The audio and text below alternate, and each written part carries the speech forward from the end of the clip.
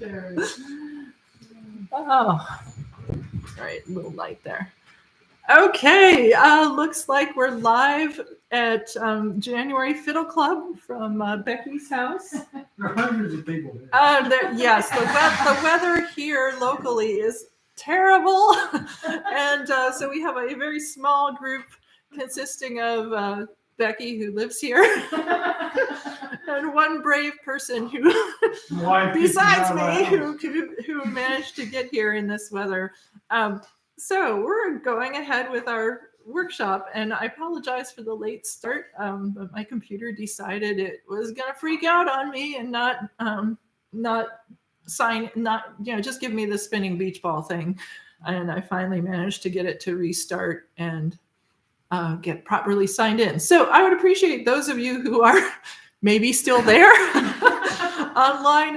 Just let me know. Can you see? Can you hear? It's the usual questions I ask at the beginning of these live streams, just so that I know that it's not all in vain before I go launch into a couple hours of workshopping with, either no sound or video. Oh, yes. Thank you for those of you who responded. Okay, we're good to go. All right. Well, our theme for this month is tunes that can be used for Scottish country dancing. So Scottish country dance tunes, we do this every year. We spend some time learning tunes specifically for Scottish dance.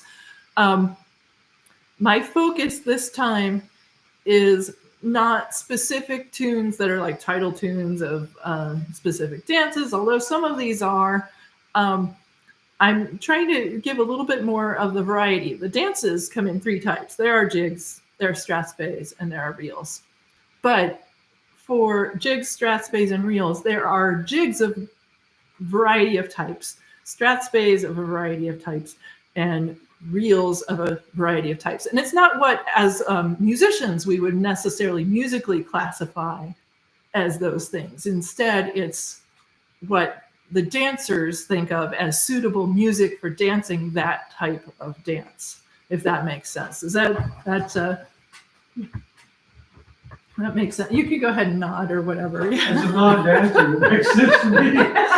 Right.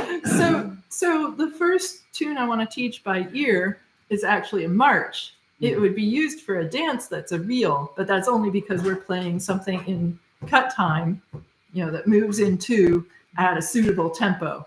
The reels for dancing, somewhere in the 108 to 112 beats per minute. Usually, it's a kind of narrow range of how fast they should be played for dancing. Marches, just for marching, are often slower than that. The comfortable place to play these quick step marches is usually just a little slower than people want to dance the reels. So this particular tune is called the 74th Highlanders Quick Step.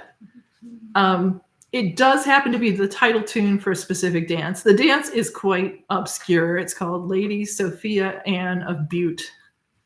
And if you've ever done it, you probably were at this one workshop where I was asked to play this tune for that dance. But it's not really the most obscure tune. It's from the William Gunn collection of pipe tunes. And this was a collection that was first published in 1848. And the Gunn collection, Gunn, came about in various editions over decades throughout the 1800s. And they kept adding, and I don't know if they subtracted tunes. I found it in the original 1848 Gunn collection, which has a lot of interesting stuff in it because it has Gaelic titles of tunes that we know under other names. Like, for example, Tail Toddle is in there with a different title in English and a different title in Gaelic. And there are quite a few other ones. I was looking at the list of what's in this pipe collection and saying to myself, oh, I know a lot of these, but these are not quite exactly the same versions, and they sure don't have the same names. So it was really, really interesting. And one day I may take a closer look at that particular collection. But let me play the tune for you right now, and we'll just get an idea of how it goes. And then this will be our first ear tune.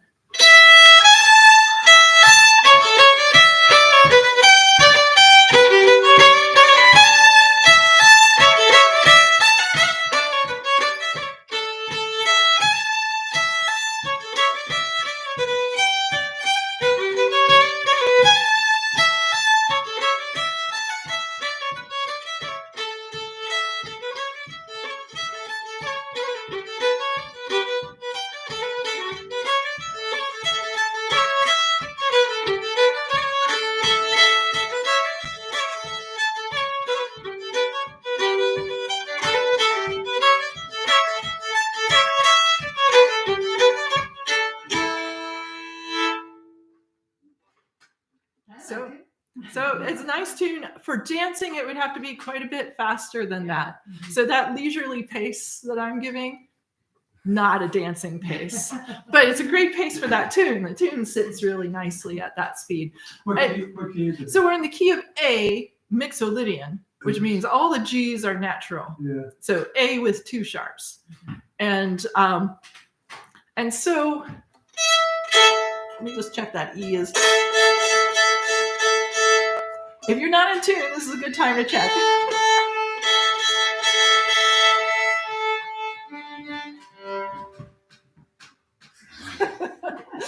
we're correcting a little bit of tune. Yeah. All right. So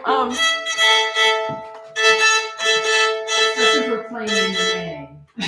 especially you need an in tune A string for this, most certainly.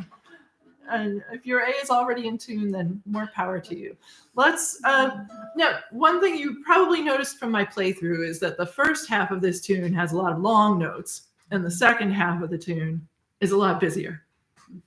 So let's start out with the easy part, the A part of the tune. Pickup note is E, and then you go right up to a high A.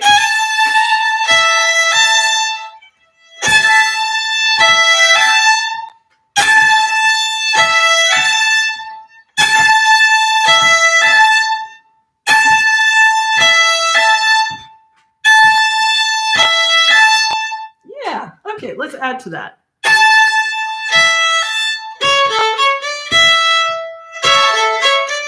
That's the new bit.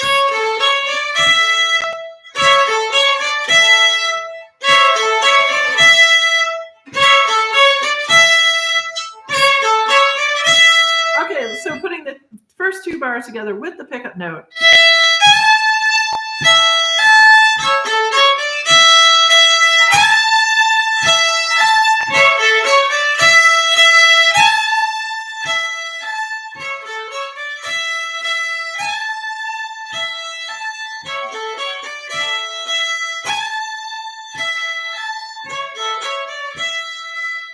That's sounding pretty good. So let's go ahead and learn the next bit. Pickup notes to the next section.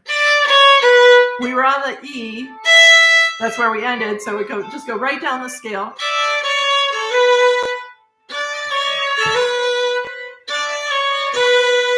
And here's a feature. In the printed music, this is just going to look like 2 eighth notes. But stylistically, I would play a little bit of a snap. Rather than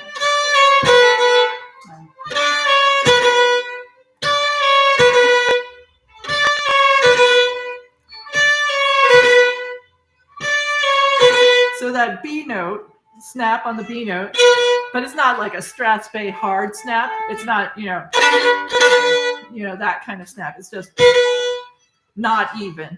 And then we're going up to a high G.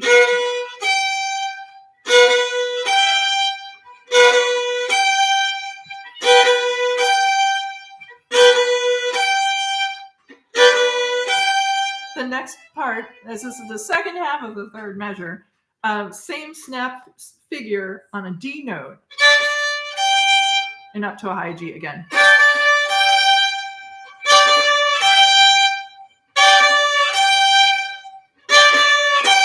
So the third bar is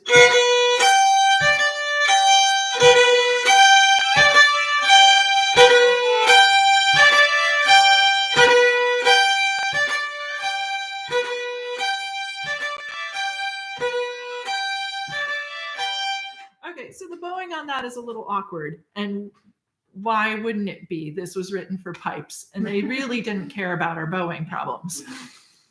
So the thing that helps us, though, is the fact that it's not the Strathspey style snap. If we were doing a really hard snap, that would be a really awkward to do up bow. But if it's this softer snap, it's more reasonable to do it with the opposite bowing. So let's do that measure one more time.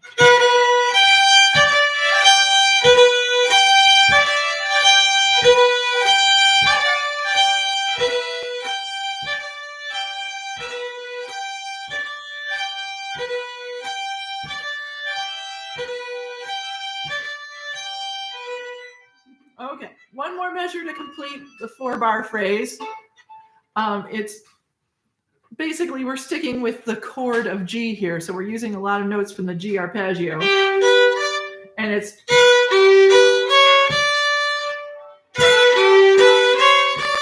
the C is sharp.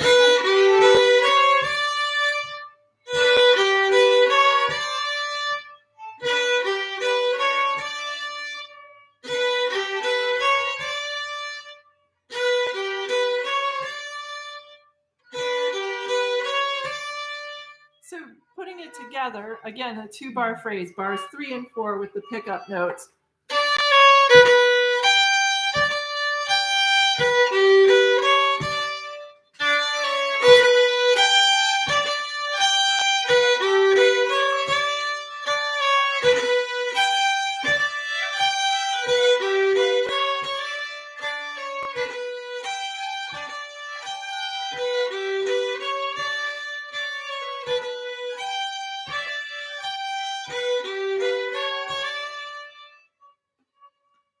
So far, so good? Or do we need a little more?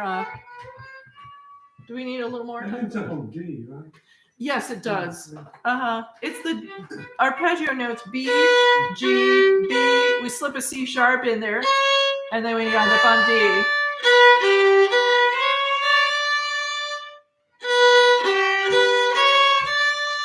Yeah.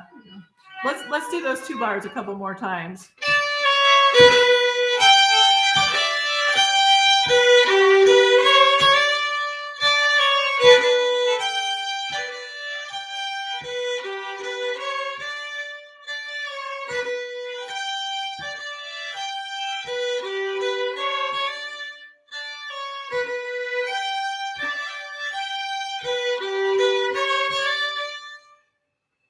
Okay. All right. So 4-bar phrase. How did it start? Well, E. And then a high A long.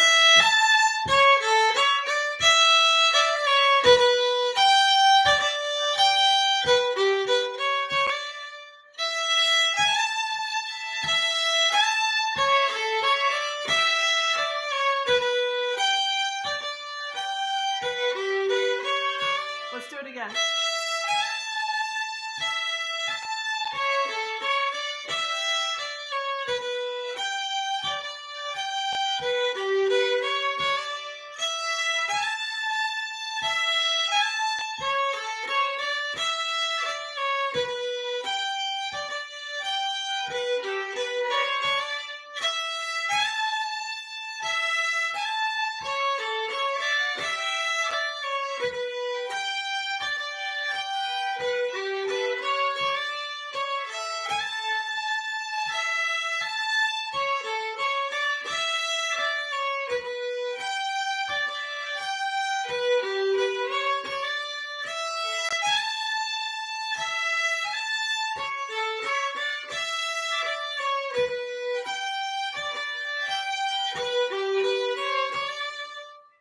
More or less?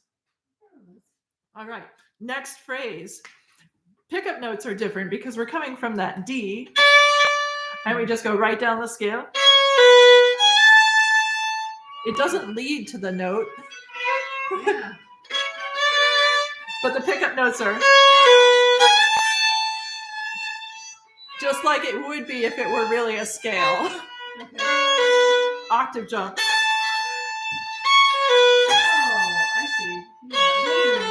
Right, it is an A.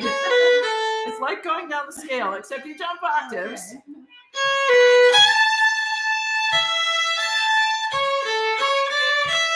So that's all the same. Okay. So 2 bars for free, other than the pickup note thing. Yes. Right. So moving on, Mhm. the last 2 bars of the 8-bar phrase of the first half of the tune. So we have pickup notes that go high this time. Instead of going, we're leading somewhere else this time. So we just had, and here's how we wind up for the conclusion. We go high.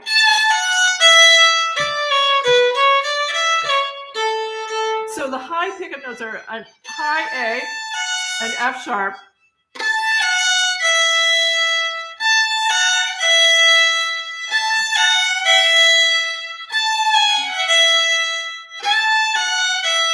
from here it scales.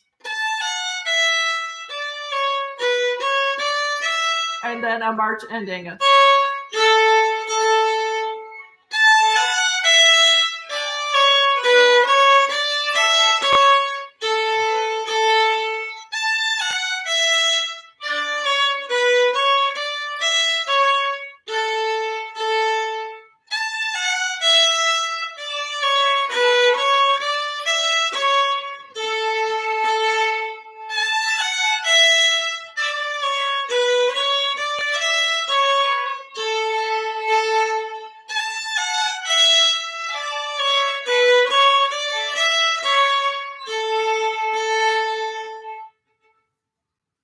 So far, so good?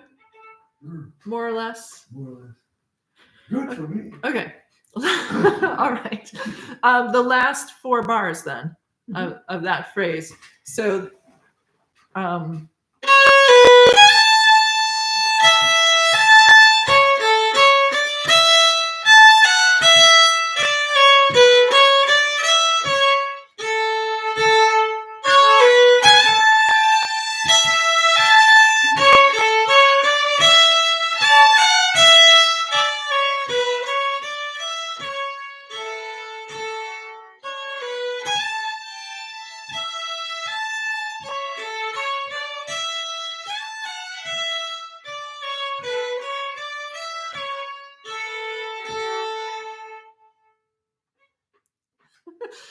not very confident looks here. It's double A, right? It does. So when all else fails, C sharp AA is our ending. And that business with the quarter notes, you've probably already noticed this, but in case somebody listening hasn't noticed this yet, a lot of Scottish marches end with that quarter note thing. It'll either be dum, bum, bum, or some other quarter note pattern that's really conclusive, like here is the end of the phrase. Or sometimes the other favorite march ending is da, da. How do you distinguish between that and the hornpipe that has those 3 quarter notes? Right, hornpipes often use that dum, bum, bum Yeah. ending as well. They tend to sound different in the middle though, Oh, because it's yeah. all like, you know, bouncy, bouncy, bouncy, bouncy, bouncy, bouncy, bouncy, right? That kind of swingy stuff. The marches are not going to be all swingy throughout. And plus, you know, just like this one has these half notes and quarter notes that sort of pace it out in a different way than a hornpipe. I actually have an ornament question. Sure. So you're trying to do the ornament. You're doing the ornament before the A. Da da da D D and the G. Is it G natural? I am using a G sharp. Okay, that's what I was Yeah. asking. I mean, the pipes wouldn't be able to do that, It is if that's at least not It easily. kind of goes by quick. So But I can, so I do. Right. No, it gives the kind of effect of, you know, like Yeah, I love the effect. right, there would be it gives it a piping effect, even though this is not the ornament an actual piper would use on this pipe tune. Okay. It gives it more of a pipey effect if you kind of, you know, Yeah. the note doesn't come directly.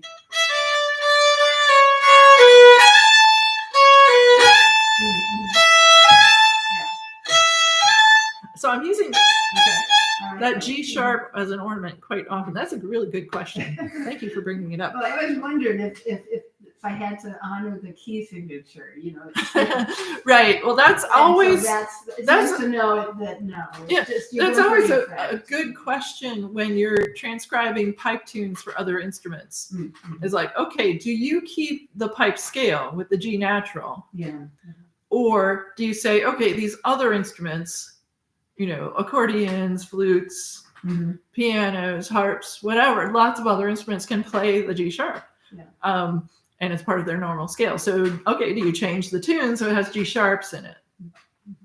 Well, the answer is sometimes yes and sometimes no, because sometimes the G natural is an integral part of the tune. So the fact that we have G naturals in bar 4, and bar 3 and 4. If I change those to G sharps, it would really change the tune. Mhm. So in this case, no, we're not changing those. They will not be G sharps. But can we use G sharp as a passing note? Yes. Okay.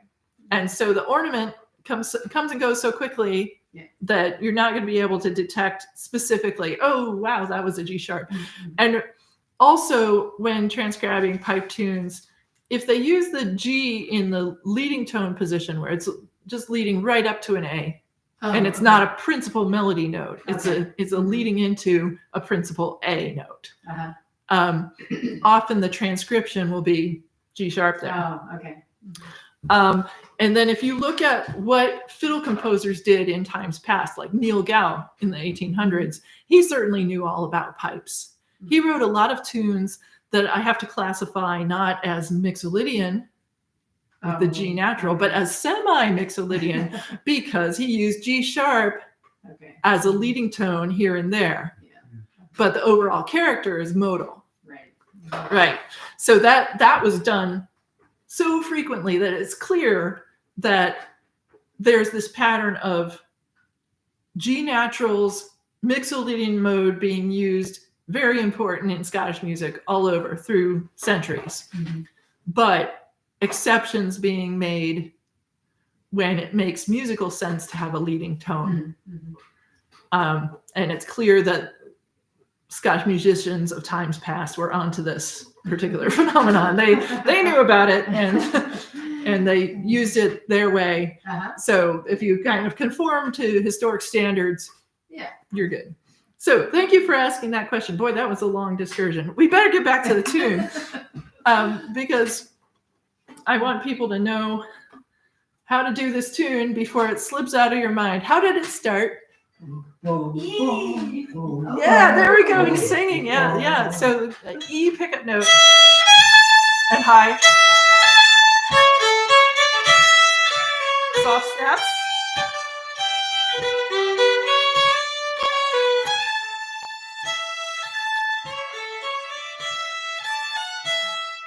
Scale.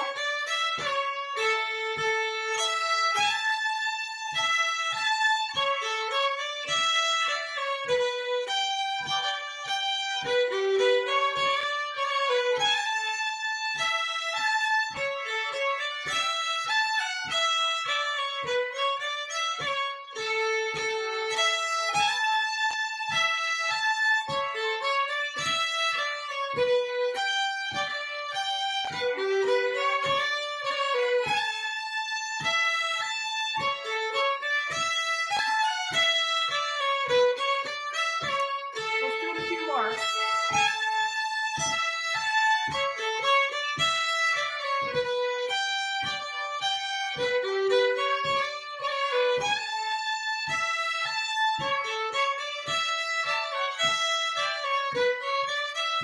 And again.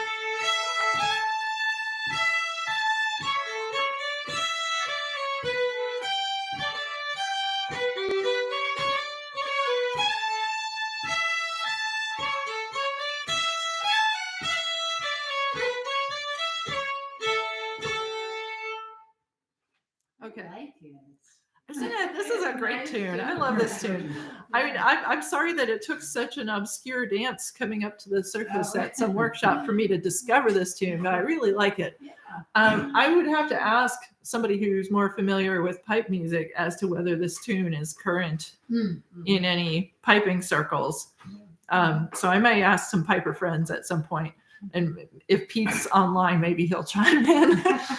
But anyway, let's learn the next part of the tune. So the next part of the tune is scales and arpeggios, and I'm really quite serious about this. There really isn't anything that isn't either a scale or an arpeggio to the B part of the tune. Pickup note again is an E note.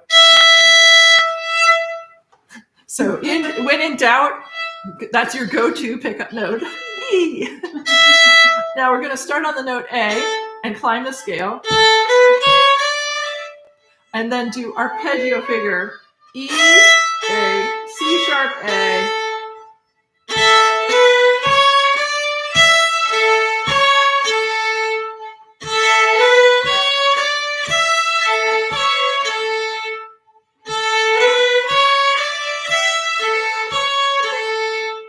Here's what's next. More arpeggio.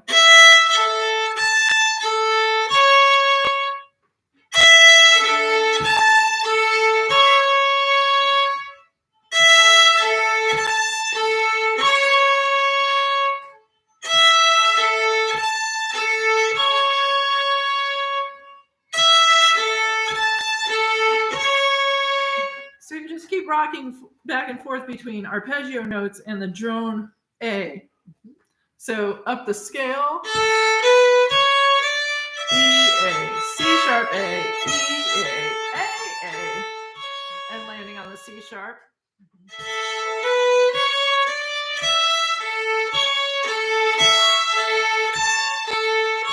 Let's take the pickup note.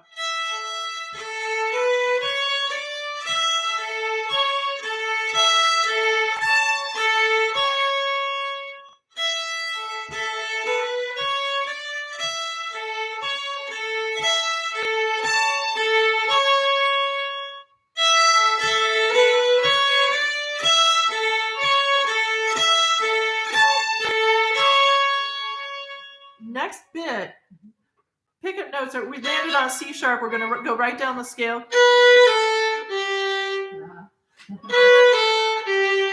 And then we're repeating the same figure almost exactly with on G instead of the chord A. So let me point out what the differences are, because it isn't an exact carbon copy. We do go up the scale from G. Remember, C is still sharp. And then we play arpeggio notes, D, B. So in that case, it's an actual arpeggio in order.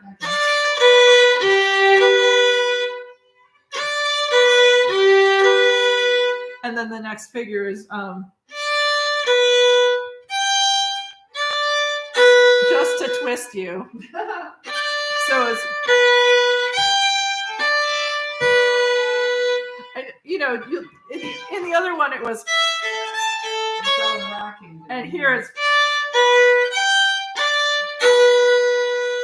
so you land on a B at the end of that. So it's not in the same order. Same idea, though. It really is meant to be parallel, but with enough differences so that it actually leads the direction they want it to go. Okay, so the bar 3 of the B part, up the G scale, G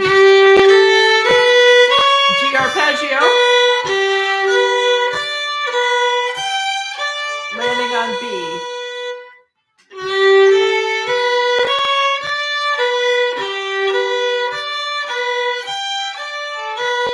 Leading into it was down the scale from B.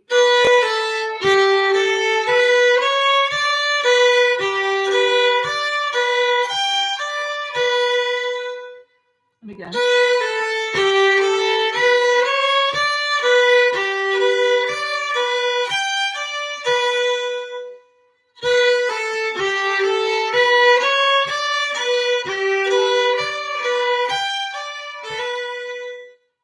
Yay. Okay. Do you remember how the first part started? Oh.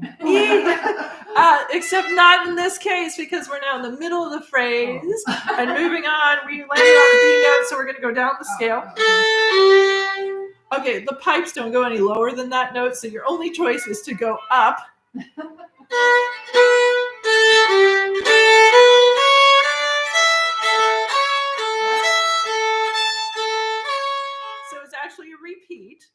same Oh, okay. 2 bars that started the B part. Okay. With the pickup notes of A, G, up the scale.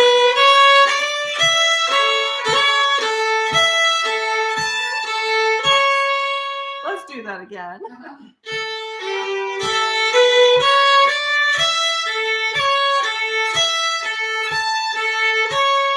And again.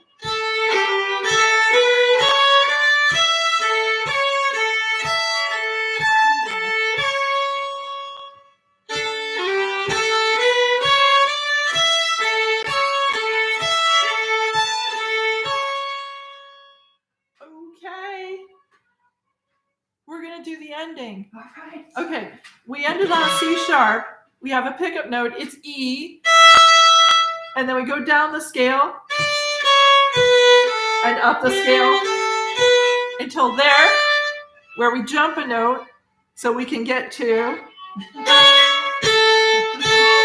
So it's an E pickup, down the scale, up the scale, jump, and ending.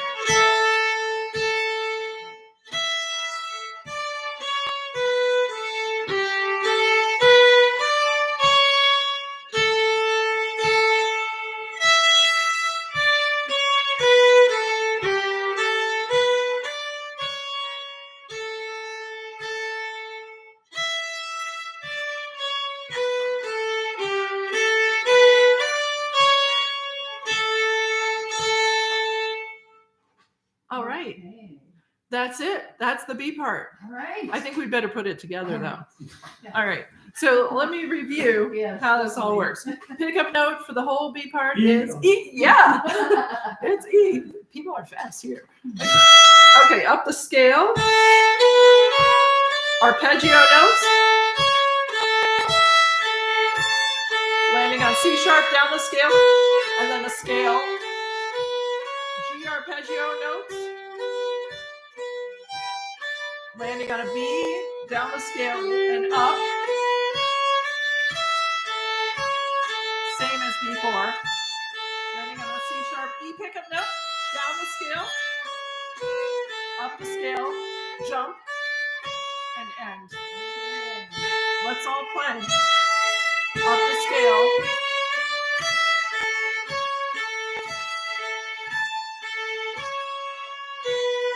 Up the scale, arpeggio.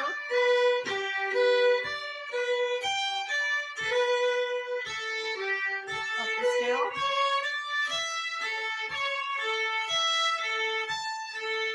E pickup, down the scale. Jump.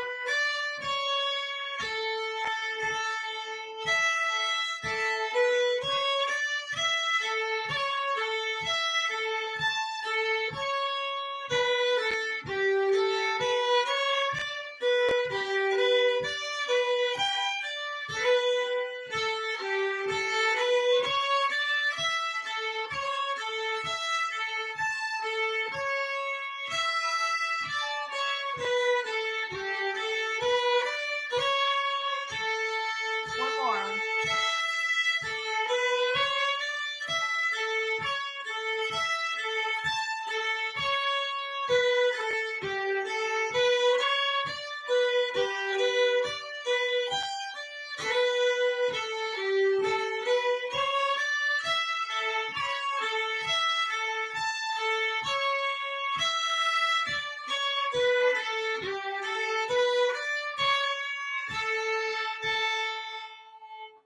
My A is off from everybody else's.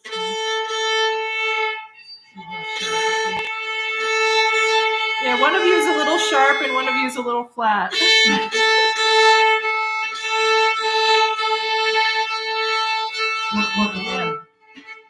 Yours is a little flat. You may need to move the peg at this point for yours. Okay. It does average out, but it's actually better if we're all actually Yeah, I don't care if I'm on. accurate. I just don't want to be different.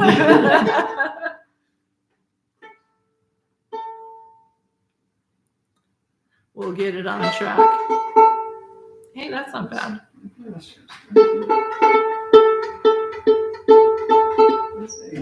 All right. So now let's remember how the first part went.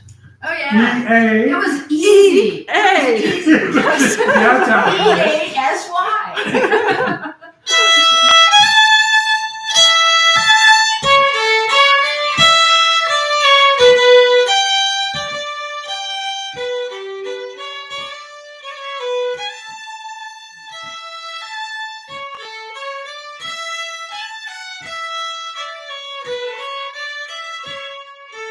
With a repeat.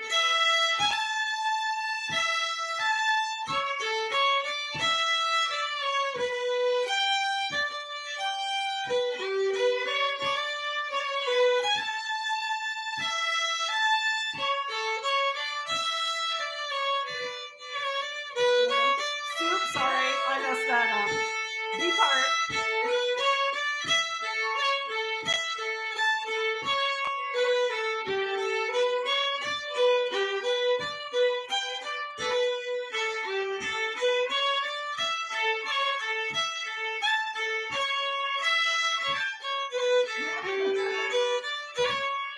It's not the same as A part.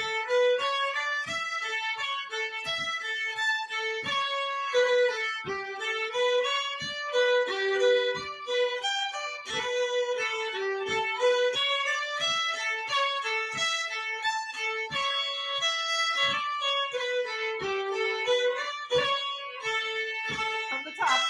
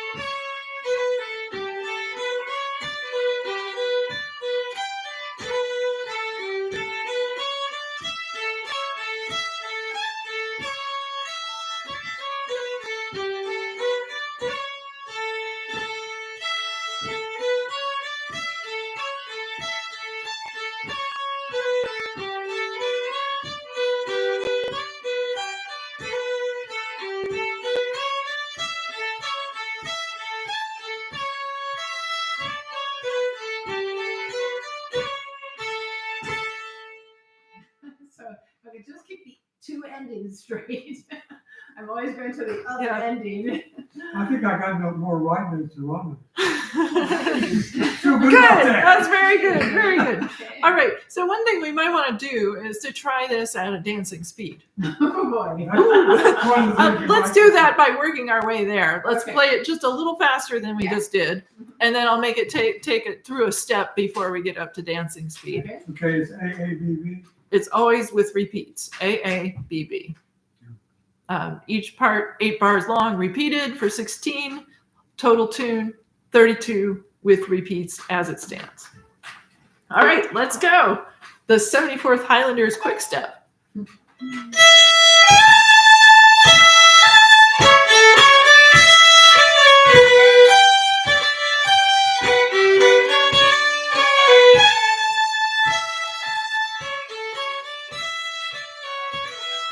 Sorry, I messed that up. I'll pay attention this time.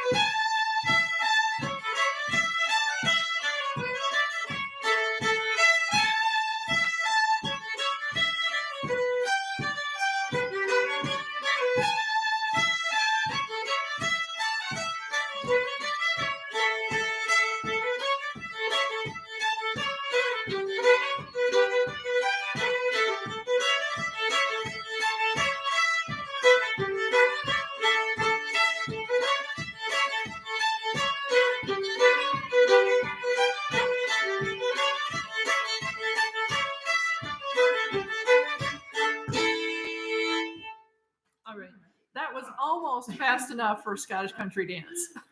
Almost. Not quite. In fact, if I were really playing it for a Scottish country dance, I would notch the tempo up. I mean, if you think about it, a Scottish country dance tune like.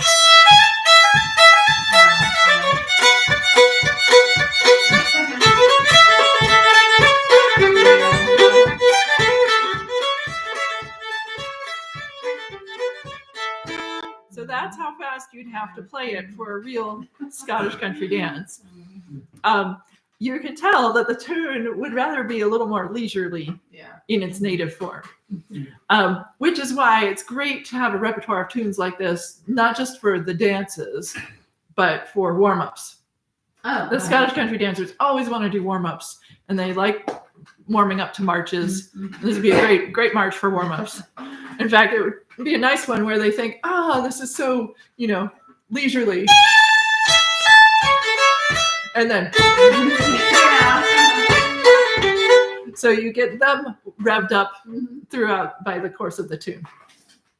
Okay, I think that's enough of that tune, especially considering the weather out there. I'm gonna try showing it. Just don't look. I'm gonna show it to the Every time I people. look, it's snowing more than it was before. Yeah, you can't even really tell with this camera, but it is snowing out there and it's accumulating. And they haven't plowed the road yet. And they haven't plowed the road, and they might not. I think they will. It's a snow emergency route. It's supposed to be one of the ones that actually does get.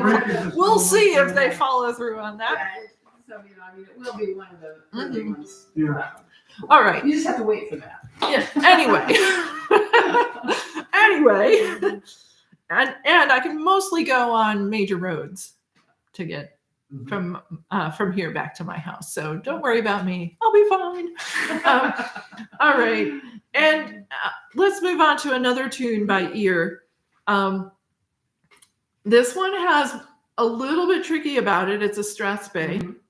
It's been in Fiddle Club before, but not for a long time. I'm trying to remember whether it was in book 1, 2, or 3. Whoa, the Old Testament. But yeah, that's well, it's more than 30 years ago. That's right.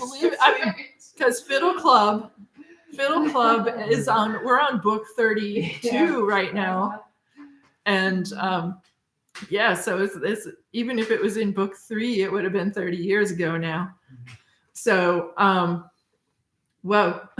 Yeah. Yeah, so this one is Sir George Clark of Pennyquick. Oh, yeah. I never remember. It's also frequently known by an alternative name, which is Up in the Air. The reason it's known as Up in the Air is because that's the dance that it's the title tune for. The dance was really popular in its day. Its day was the 1790s. Oh, yeah. Okay. Ruth is online and she remembers Sir George Clark. Yay. Ruth also says, if we're griping and groaning about how much snow, she says 8 inches. Where she is. She's in West Virginia. It's a little hillier there and a little chillier too. And this system came riding in from that direction. So yeah, well, we had rain at first. I mean, it was raining. Yeah. When I left, it was raining from my house. Mm-hmm. It was raining. Yeah. Turning to 10, sleet. 10. Yeah. Okay. The rest is history. So I'll let me get back to the tune. We could talk about the weather for a long time, and meanwhile, to continue to snow here. Yes. So, Sir George Clark, he's spelled C-L-E-R-K, but it's pronounced Clark, so it looks like clerk, but Clark. Yeah. And this, where is he from? Pennyquick. I looked up where it was and I've forgotten, but I think it's in the Borders region. I'm probably wrong now that I said that, but I did look it up. Pete guy and look it up on my phone. Oh, okay. Yeah, south of and near Edinburgh is where Pennyquick is. Okay. So it is, not quite borders, but yes, as in lowland south of Edinburgh. All right. the tune and the dance are more or less contemporaneous. I don't know whether, the tune was written and somebody said, oh, we've got to have a dance to that. Or if the dance was written and somebody said, oh, hey, you should write a tune for this dance. I kind of think it was the tune first, but it's attributed to Nathaniel Gow. It's kind of touchy with anything attributed to Nathaniel Gow because a couple of occasions he was caught putting titles to pre-existing tunes. Yep. And people like William Marshall said, hey, that's actually my tune. It did happen a few times. But history has been really unkind to Nathaniel Gow, who was, in fact, a marvelous composer. Mm-hmm. And they tend to say anything that he wrote, no, he didn't really write it. He stole it. No, that's not true. So I think he did actually write this one. But I did not dive into the weeds and discover if there was any other version. There's But no copyright law at that point, people would register it with the stationer's office, which is a very weak way of claiming copyright. Yeah. And other people felt fine if the tune was circulating. They were just like, oh, here's a tune. It must be traditional. I mean, people still do that now. They still do that, right? Where I've had. There was one occasion I was at an event with Hanukkah Castle, who writes a lot of tunes. Most of her tunes are very contemporary sounding. Mm-hmm. So some group got up and played one of her tunes and claimed it was a traditional tune. And she's sitting right there. Anyway, she went and had words with them afterwards. She's like, I don't mind if you guys learn my tune and play it in public, but at least give it the right name and say that I wrote it, which is generally the attitude most people take. So anyway, I am giving credit to Nathaniel Gow for this tune. And I believe he actually wrote it. But I might be proved wrong if I go, take the deep dive and figure out if it appeared anywhere else. But I just know from all of the tune books I've looked in from the 1700s, it's not in the early 1700s tune books. This is not a tune that's any older than the late 1700s. Okay. We also know who it was written for. Sir George Clarke was, I think he's either the 6th or the 7th baronet of Pennyquick. So the Sir is an inherited title. He didn't get knighted. Oh. But that means he's a little bit higher up in the, aristocracy ranks there than a knight. He outranks the knight because he inherits his Sir title. But he was a politician. He had a long political career, like 40 years or more in politics. He was a member of Parliament of the UK from Edinburghshire. And later, 2 other districts, he held different government posts. So he was not just like one of those backbench people that mumbles through a speech once a season. He was a bit of a mover and shaker. And that means that in those days, if the guy was a member of Parliament, the wife was probably a political hostess. And the more effective she was at running political events in her household, the more effective the guy's political career was. So it was definitely like this team game that was played. And so she was apparently quite an effective politician herself. Lady Clarke. Lady Clarke. Yeah, she wasn't Mrs. Sir George. Lady Clarke. Right. And also, as it happens, this Sir George Clarke was the uncle of James Clerk Maxwell, the famous physicist. Oh, okay. Yeah. You've heard of Maxwell's equations? Yeah, that guy. This is his uncle. So I always find it interesting before we introduce the tune. If we know something about the person that it's for, we kind of get an idea of why does this tune sound the way it does? Because, hopefully they're not just like naming random tunes after people. They're trying to capture somebody's personality in the tune. So And up in the air, perhaps that even referred to some political event. Maybe he had a bill that he was trying to get passed and it was up in the air for a while. I don't know. So that's just like a wild speculation. But it may actually be more to the point, the dance and the tune name. Okay, so let me play it for you. It's a Strathspey. Oh, and Connie says she used to dance up in the air frequently, so she remembers dancing it. Cool.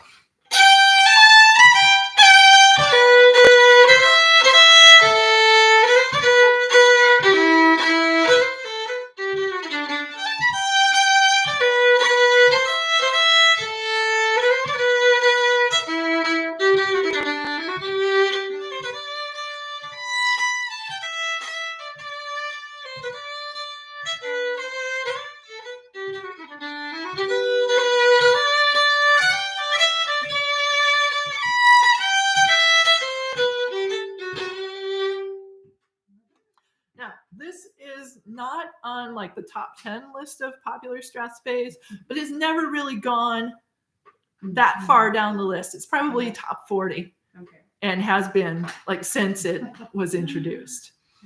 So it does have this one part in the end where that high D is actually a note in the tune. We'll get to that. I'll give you some workarounds as well. Melody is a good substitute. Why, sure. Good. All right, let's learn the tune. Gives me nosebleed to go with that high. So it has a lot of dum rhythms in it. That's a signature of this piece. So pickup notes.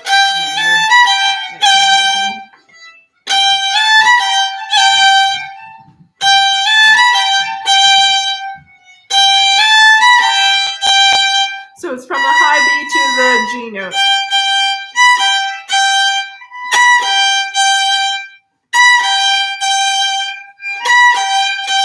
Great, and the next bit is from a D to a B, lower down.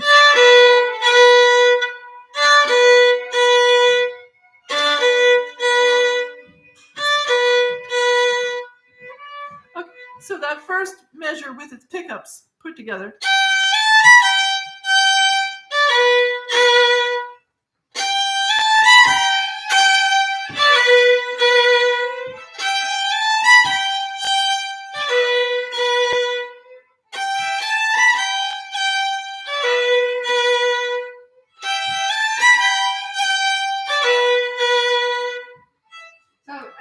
About bowing, it's sort of like the first snap sounds really good, and then the second one you want to do it the same way. I know.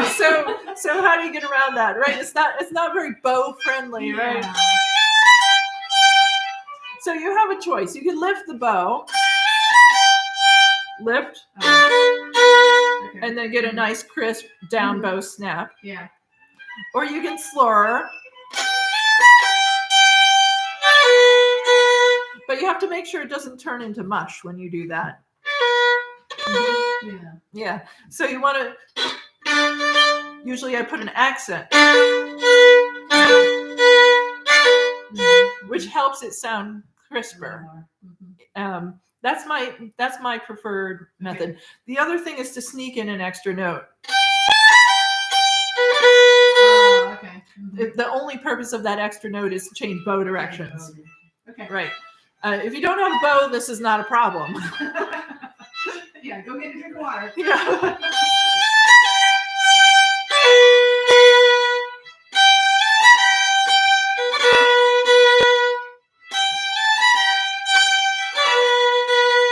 Here's what's next. 2 snaps in a row. From a C to an E.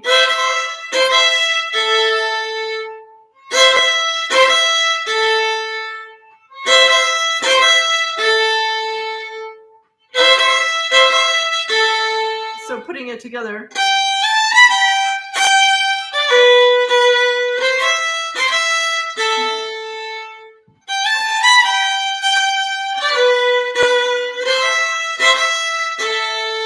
You can see see that throughout the tune, this problem of slurs or snaps on the wrong direction of your bow, it's perpetual. Uh-huh. So even if you fix it, It it's going to be wrong again sometime soon. Yeah. So really, it's just to develop a strategy to work out your bow directions, and don't sweat it too much. And then you prioritize which ones you which ones you really care about, fix them, and then get through the other ones. and get through the other ones. Yes, and try to not to make anything sound too mushy. So clean bowing is more important than specifically are you slurring or not slurring. All right, so back to the tune.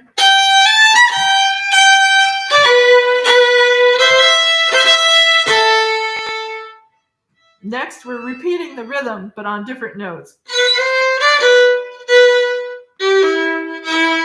So the pickup notes are B and C, and then G to B snap, and G to E.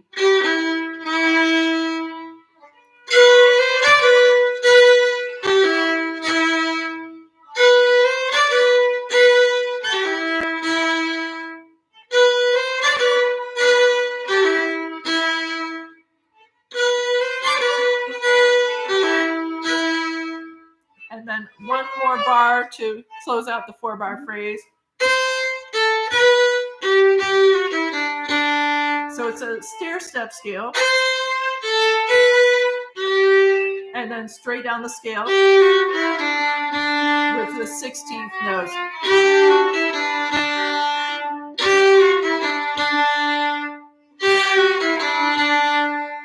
So 4th bar in its entirety.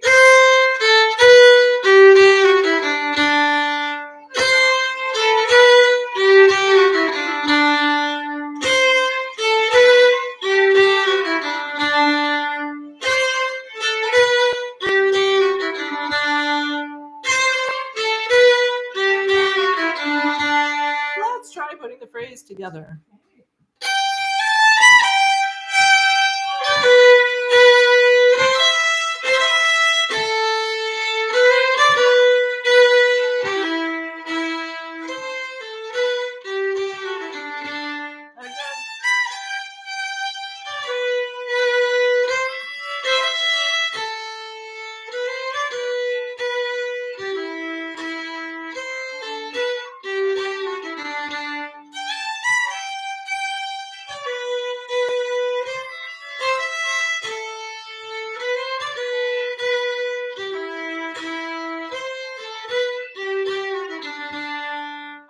Address one little pitfall that happens, which is the dud E string. Obviously, if you're playing an accordion or a flute or something, it's not going to come up. But on the fiddle, you can get, and of course, as soon as I try to make it happen, it's not going to happen. Oh, there it happened. Oh, there it happened. Right. Okay. So if the string doesn't sound, if it doesn't happen, like I just perfectly demonstrated the first time, a slight change of pressure or speed usually fixes what you've done is you've hit a perfect harmonic where it doesn't sound out. So the exact combination of speed and pressure is causing it to basically damp itself. And it just happens. It most often happens with the E string. It can happen with other notes, but that's most. Yeah, and so usually you fix it just by saying, okay, I got to remember that can happen here, and don't just par for the course bowing. Instead, it's like deliberately bow it to make things a little different. Okay, let's go back to playing the phrase.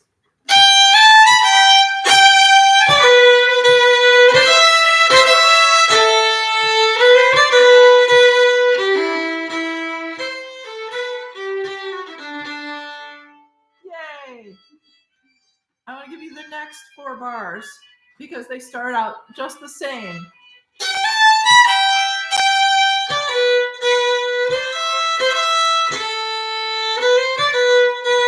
To that point. and then it departs to have a second ending. Okay. So let's play that far from the beginning of the tune. Okay. Yeah.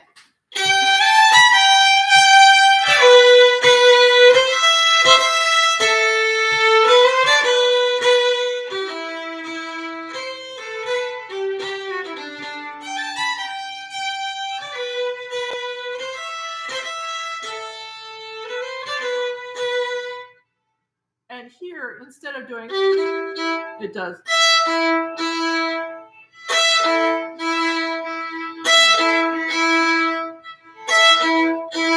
So how that fits in is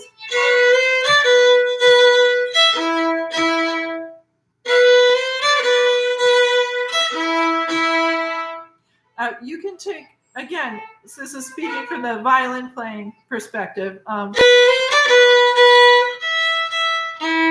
If it's more convenient not to have to change over two strings in a snap, use your fourth finger for the E note.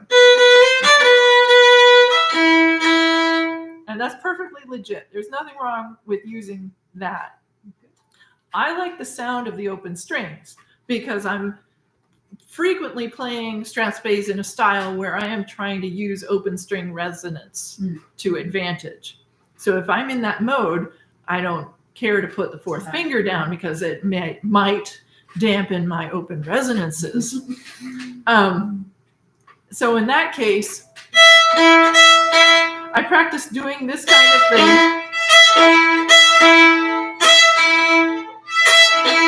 And the trick is to not be moving horizontally while you're going over the string you don't want to make noise on. So I'm actually like, that's happening, and then I'm rolling it over two strings and then moving it.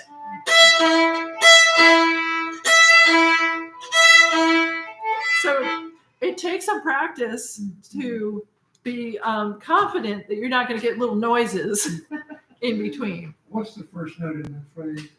That one. The high to low snap, yeah. It's a high E, as in the open string, and then a low E on the D, first finger on the D string. Yeah. So it's a plain old octave jump there.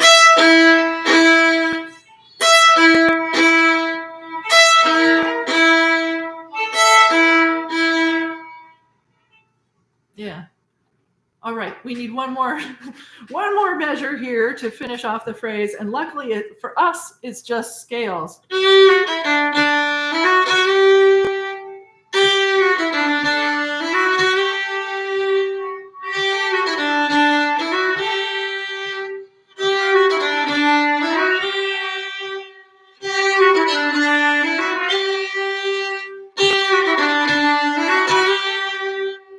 And that one is flexible bowing wise.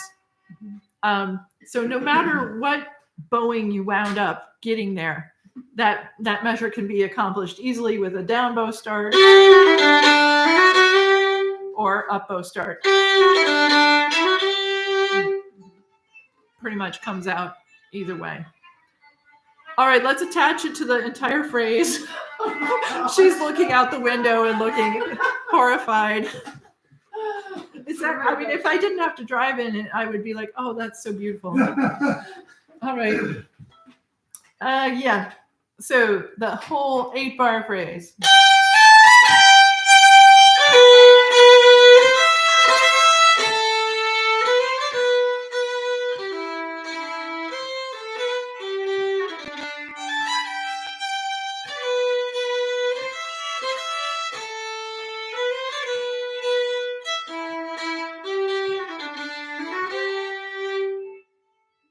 Yeah. Let's do it again.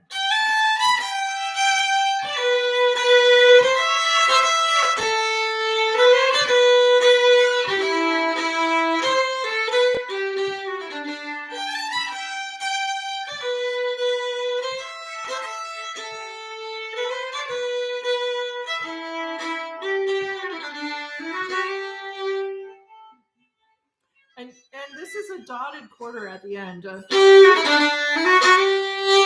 you can do a re-emphasis if you want. And it's kind so specific about that because in most cases you would just and you do a long pickup. Okay. Because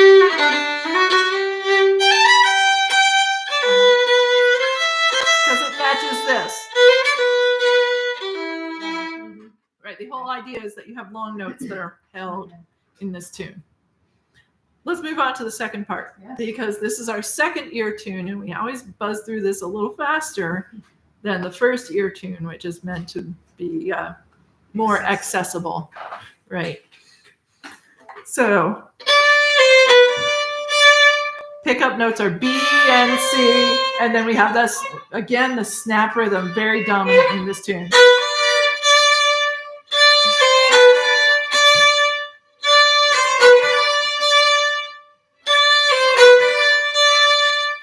Okay, next bit. We're only halfway through the first measure of the B part.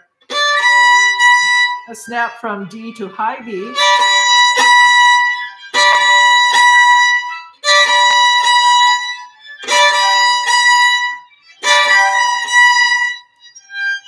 So that measure put together.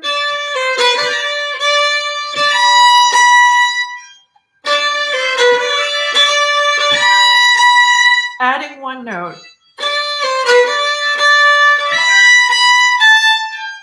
Transition to the next measure.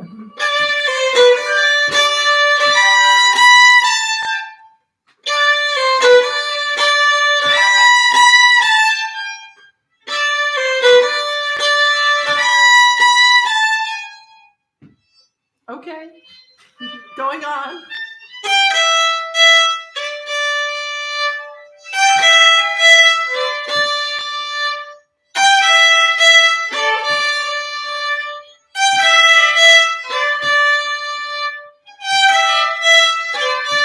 So let's do this.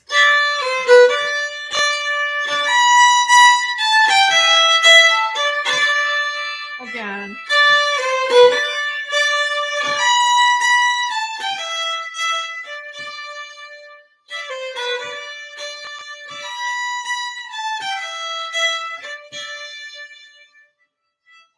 Next bit.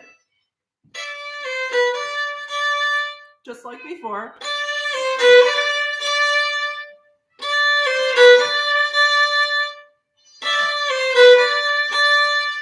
Second half of that measure. And this is one of the few times where it changes pitch. You know, like there's this theme of a snap and then repeat the second note. Yeah. This is an exception. You're changing the pitch.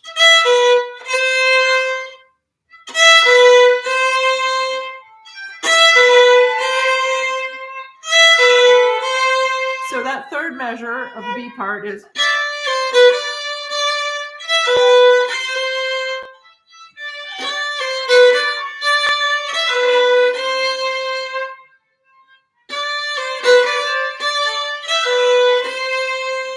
okay. Now we have something that I think is absolutely brilliant. It is the fourth bar ending of phrase. It's the same as the fourth bar ending of phrase in the A part, except for the first note. Oh. So because we set it up perfectly. The fourth bar ending of phrase in the first part was that stair step scale. This one is. So the first note is different. All we did is change C to D, and it just has this completely different effect. Versus the new way.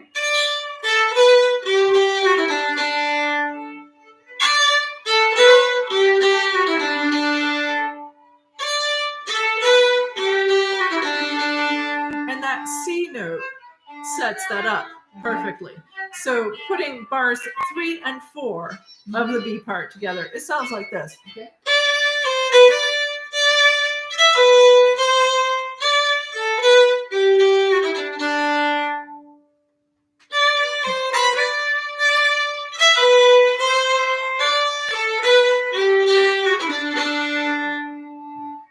Yay! Yeah. So it's one of those things think this is brilliant composing. Mhm. Also, to me, this sounds like something Nathaniel Gow would do. Oh. To me, it sounds like his kind of style. composing. Yeah. Where what little change, Uh-huh. and it sounds familiar and yet completely fresh, Mhm. all at the same time. Yeah. Yeah. So it's like tweaks 2 notes, like not repeating the B note, making a Yeah. C instead, and then the C leads to a D instead of leading to a C, and then that changes how the whole end of phrase feels, even though it's the same everything else. Yeah. So personally, I think this is brilliant. So let's maybe take the B part up to this point. Okay. So.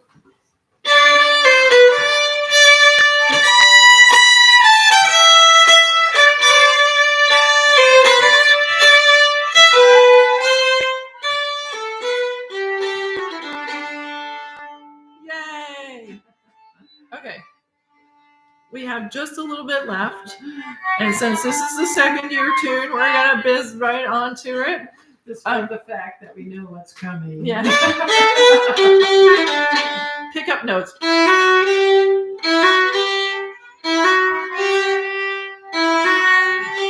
So, bar 5. Arpeggio notes.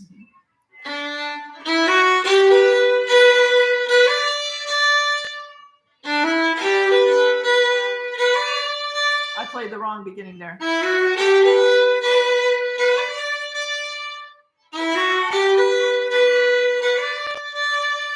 Next bar 6.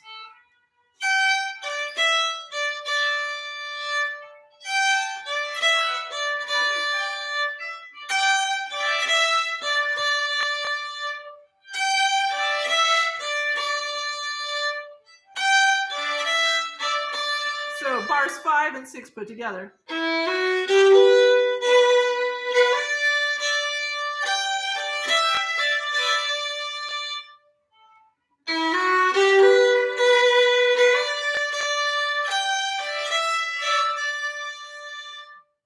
Okie doke.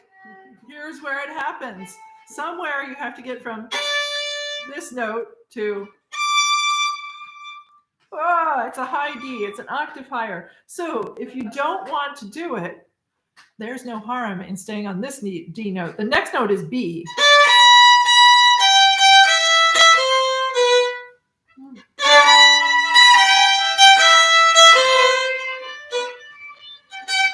But it's really written, which is a more effective line by far. So actually what I usually do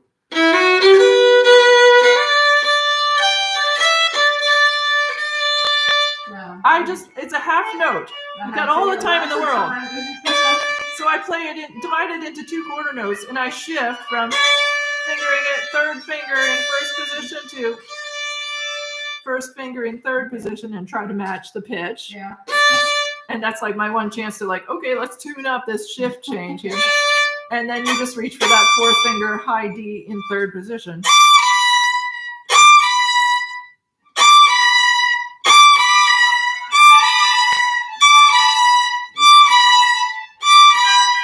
So let's try.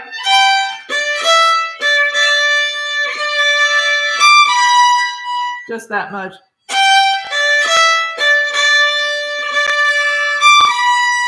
Now, if you're not playing a violin, this is all nonsense. You just play the notes, unless it's out of your range.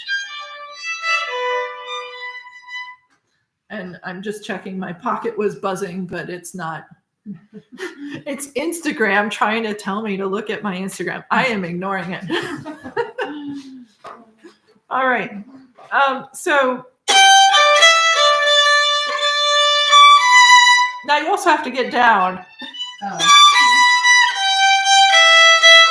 I usually do it right away. I go from B 2nd finger to G 2nd finger.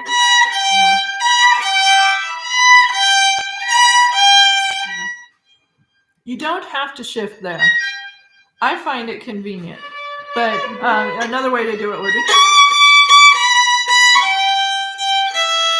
and then go to the open E string and use that as your shift point.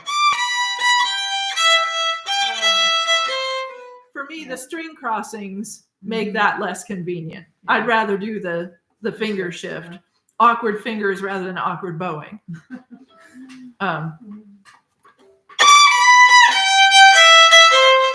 And I'm so used to doing it that way that I actually find it hard to do it any other way. But that's just because I practiced it that way.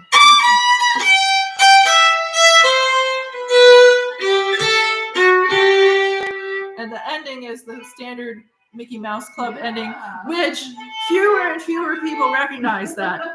Because even though the Mickey Mouse Club was, I guess it was a TV program that went on the air in the 1950s, right? And then it was still on the air when I was a kid. And then there was another later version of it after I was no longer a kid. Yeah. So there were like 3 generations of people raised on the Mickey Mouse Club.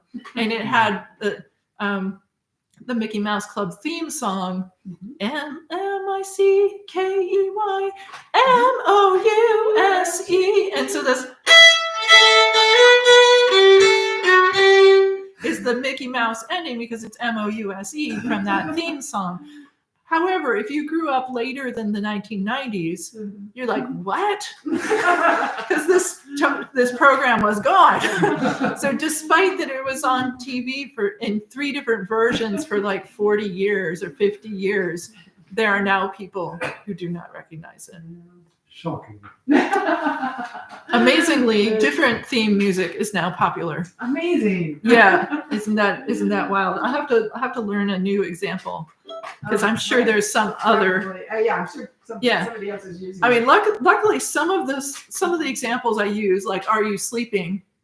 People still know "Are you sleeping?" or "Frère Jacques," right? Right. And that comes up all the time. Also, hot cross buns. Right. So there are a bunch of these that are timeless. That's been around since the 1600s or whatever, or even longer. But I'm going to have to find a replacement for Mickey Mouse ending. But having explained it, now I can say Sir George Clark has a Mickey Mouse ending. M-O-U-S-E.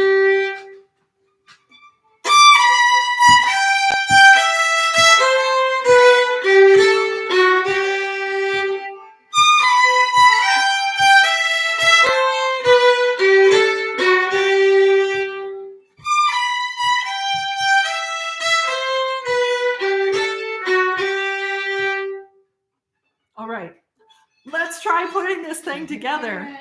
All right, B part first. Okay, B part.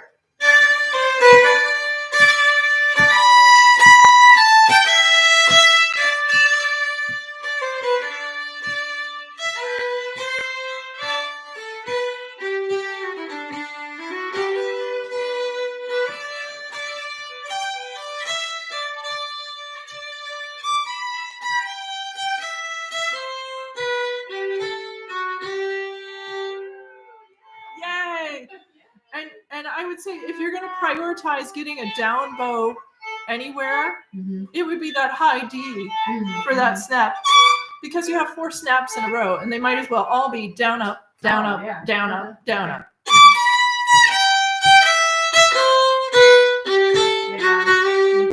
So it's such a signature ending. Yeah, and it's unique to this tune. There is no other tune like this in Scottish fiddle repertoire. That is one reason why this thing is still popular, is because it's got very memorable characteristics. And, there are all these reels in the key of D and reels in the key of A that all sound sort of like one another, and you can get sidetracked and start one and end up in a different tune. That doesn't happen in this tune, because this tune is unique. So once you learn this tune, you're unlikely to trail off into some other tune as you play it. Let's do the entire tune.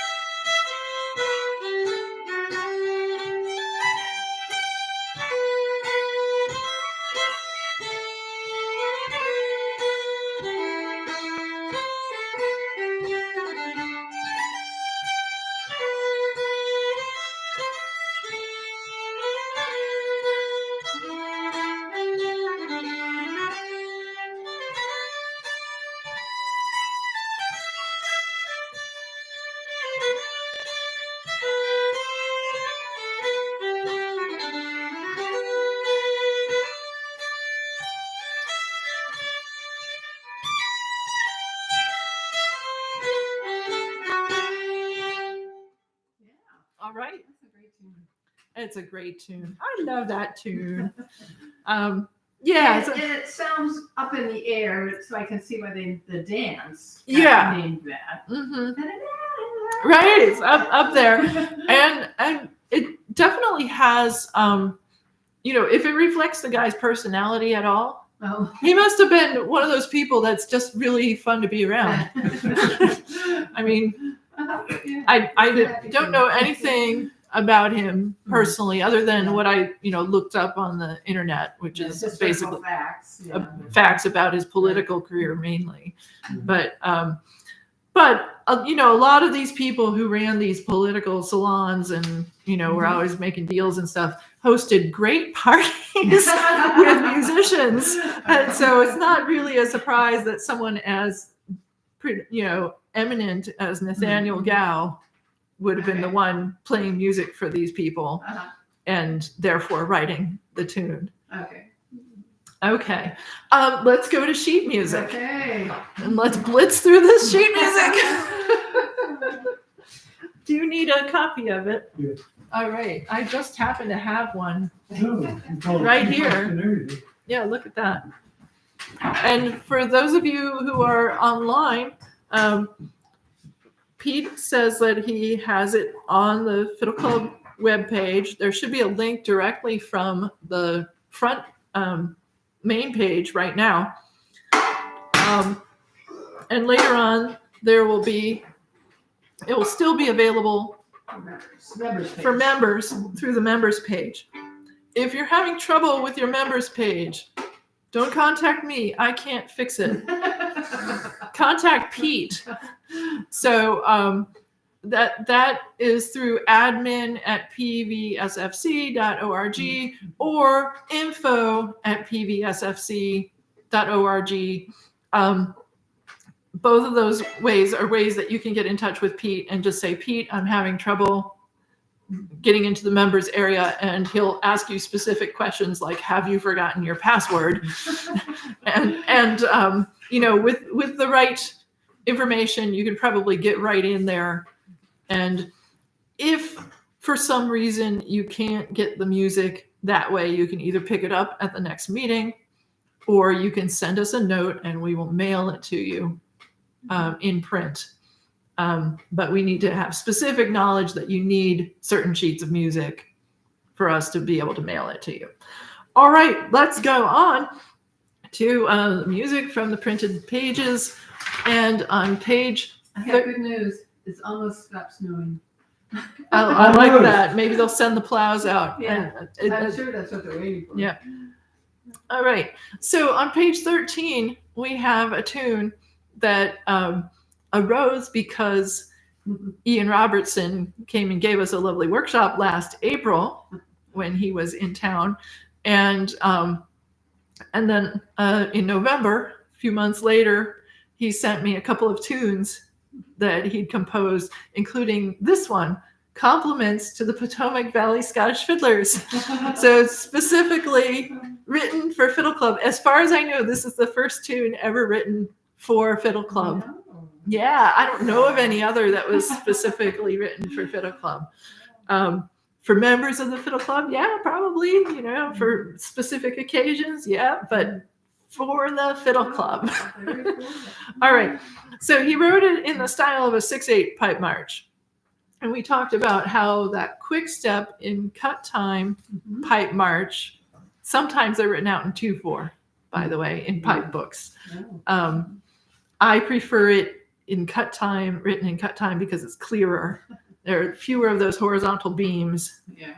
And you don't have to say, wait, is that a 16th note or a 32nd note? It's too many flags, in my opinion. But 6/8 marches are the other main category of marches used in Scottish dance music. Again, either for warm-up marches or in tunes, as tunes specifically for dancing. So Ian plays a lot of Scottish country dance music. He plays accordion and fiddle. He wrote this tune in the style of 6/8 pipe march, which means that even though it's not written with dotting all over, it's meant to be played with dotting all over, because 6/8 marches are that style. But he's not totally in this is strictly a pipe march camp because his chords are very accordion friendly. You'll see he does a couple of things that are very accordion friendly, like the chords in the very first line go from A to F sharp minor to B minor to E7, which is just it would I'm doing it with my right hand because it's free, but really on the accordion it would be your left hand pushing the chord buttons, and it's an accessible pattern, and it's frequently done in enough Scottish tunes that if you played accordion for Scottish music, you would get used to this pattern. Yeah, It fits a guitar. It's the MOUSE of the yeah, of the chord world. Yeah, something like that. And then a variant of that happens in the third and fourth parts, where instead of going to a B minor, it goes to a B7. Oh yeah. Ooh. So this is very not pipey because although a B minor chord, that would fit with the model of a pipe scale, but the B major chord is, and that D sharp is not found on pipes. So this is in a pipe style, but not really a pipe tune chordally speaking. The melody would fit fine on pipes. Okay, let me play the whole thing for you.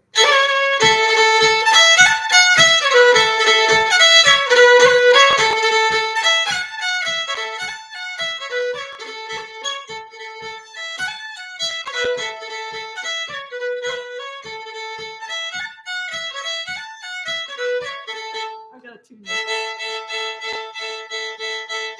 It'll sound better in tune. B part.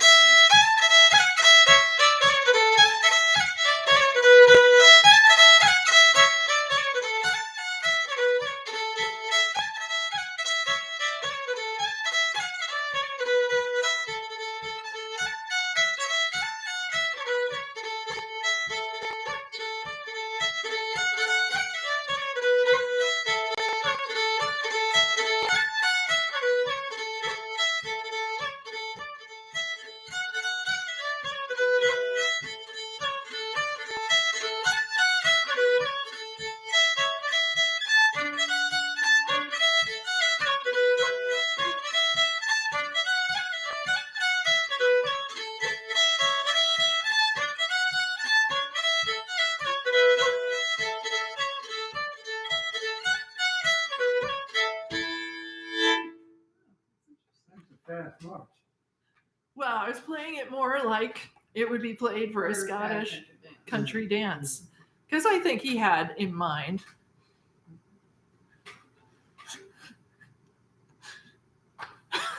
Okay, Ruth says that the MOUSE ending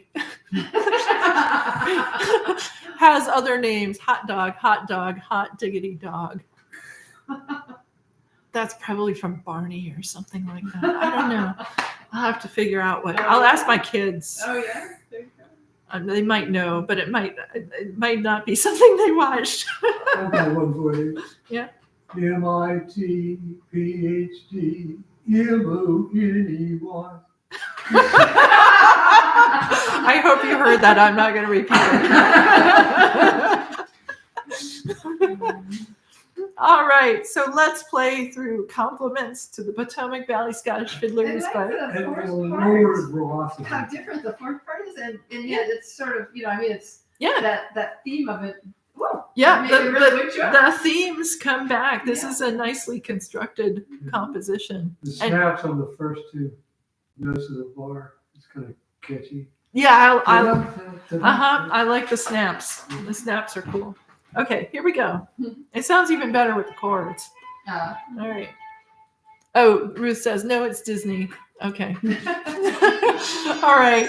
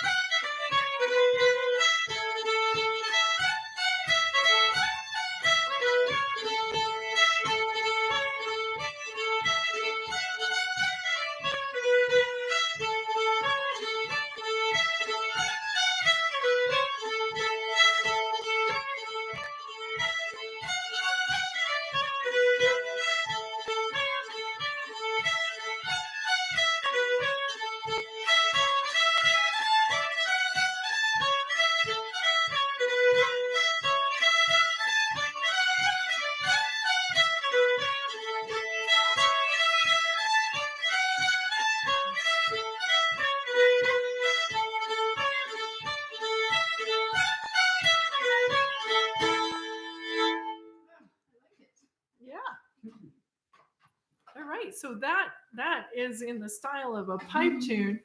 Our next piece on page 14 is also a jig, also played for Scottish country dance, and also introduced to us by one of our workshop leaders, but very different feel.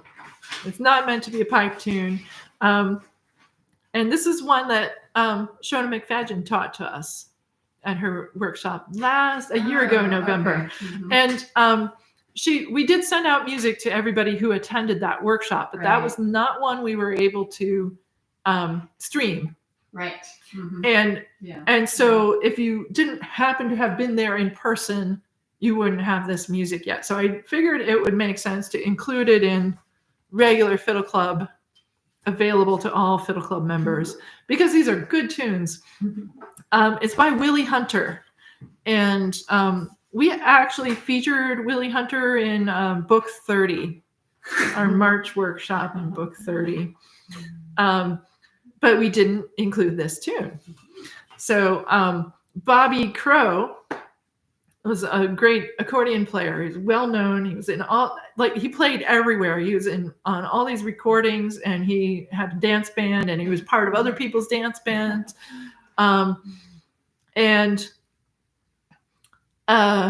He was born in Balmullo, which is in Fife, which is eastern, a little bit north and mostly east of Edinburgh, in Scotland.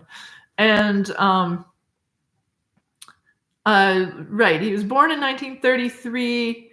He played until the late 90s, and then I think he passed away in something like 2014. But in the late 90s, he decided to retire from full-time performance, but he would still show up. And there's a story that he would show up with his accordion case, and he'd open the accordion case to reveal a portable bar. He retired to that. He was retired. That's right. But mostly, he would show up in order to see his friends and socialize, right? So Willie Hunter kind of captured, he was good friends with Bobby Crow, and kind of captured a little bit of Bobby's personality in the tune. And Willie Hunter has notes in his tune book, and it says about this tune that Bobby Crow was his good friend, right? Accordionist, band leader, longtime friend. And he was the person that Willie would often consult if he wasn't sure if the tune he'd composed was actually original. He would say, "Bobby, do you know this?" and play it. And if Bobby Crow said, "Yeah, I heard that before, I know it," then he'd be like, "Oops." And that has happened to me. I woke up one time with this tune in my head, and I wrote it down. I was like, "Wow, this is a great tune." It was actually Gillen's Reel by Peter Milne. He written it, 180 years before I did. So, dang. And then Ed Perlman did that too. He wrote this great Strathspey, and he's like, "Here's this great tune," and then. Like 2 days later, he was listening to that Natalie McMaster recording again, and there it was. It was like, "Oh no!" And he'd done the same thing I'd done, where he changed the key, but it was otherwise the same. So it's good to vet them. So I'm glad Willie Hunter had a friend like Bobby Crow who had a good, vast repertoire and could tell him this. So let me play the tune for you, and we'll go through it.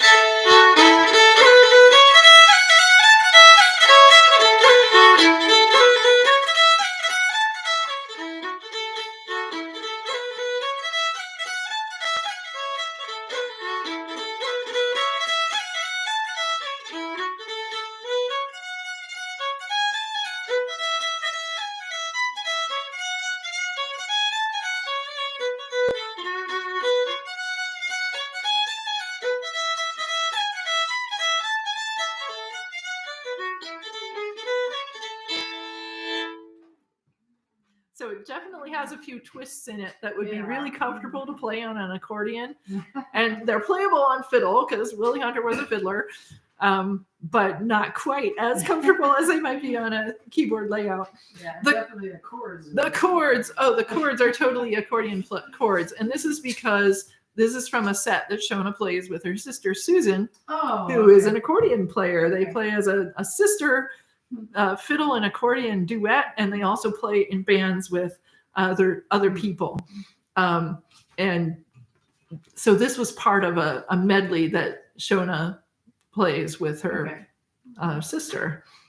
So definitely accordion chords. Have fun with them if you're playing chords. Here we go.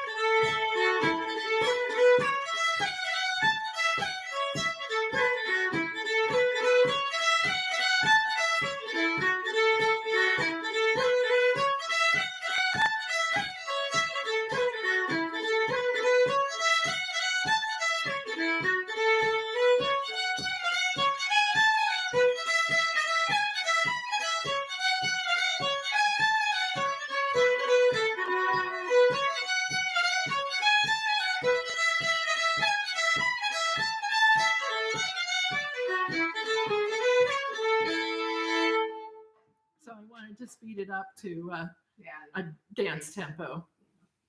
Plus, I'm sure you remember that one. You were at that workshop. Yeah, right. Okay.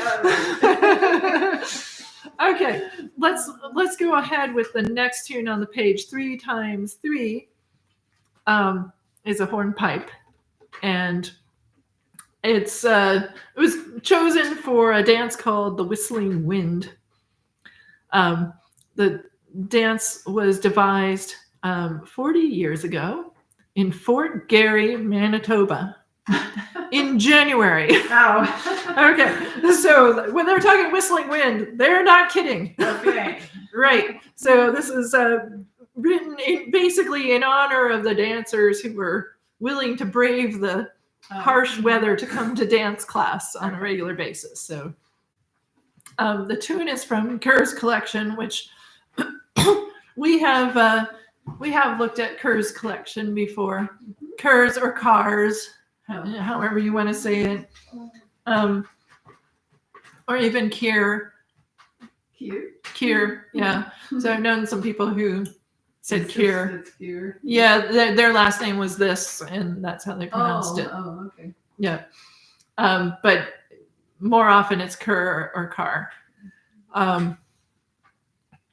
Oh, and Connie remembers the dance. Yes, it's a good dance.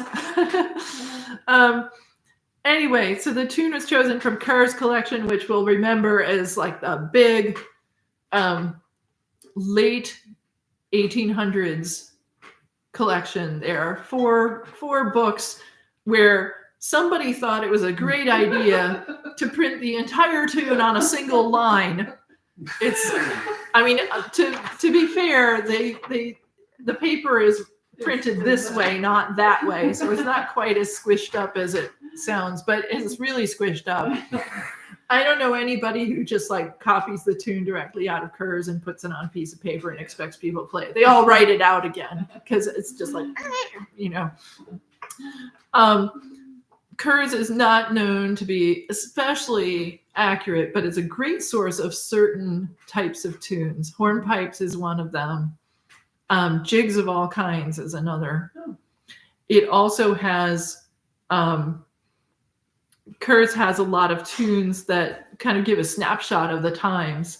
Like it'll have whole sections of little like operetta airs that were popular for people, so that people could play them in in their parlors at night, or for fun, light opera stuff. And then it has American tunes. They're like, oh, here's a really exotic tune, and it'll be Turkey in the Straw or something like that, only with a funny name. And so it's fun to get that snapshot of the times. There are also sequence waltzes that were popular in the Victorian era. And amazingly, this Kurz collection was still in print in the 1970s. Like you could walk into a music shop even in the 90s and they'd have Kurz collections that were printed in the 1970s. I mean, this is like the most long-term Scottish tune book in print, over 100 years that it stayed in print. And so unsurprisingly, a number of the RSCDS books have turned to Kurz collection for sources of tunes. All right, let me play the tune for you. There's no pickup note, but I'm going to make one up.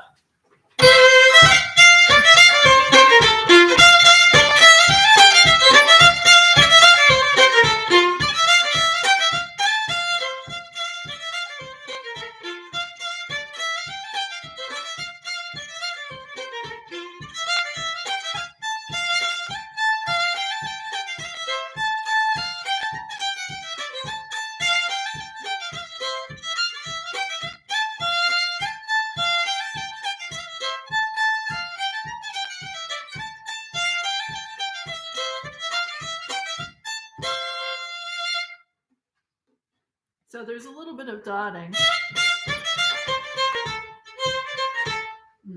It's not completely straight, but when it's played dancing speed, there's you hardly notice that it's dotting. It's very light dotting. It's not like the hornpipes that are played tiddly dumpy dumpy dumpa dumpa dumpa tiddly dum. That's a different kind of hornpipe. It's the same basic compositional features. However, it's meant to be played slowly. So they're kind of like two hornpipe modes. This is the fast mode. All right, let's play it. Key of F. In the slow mode?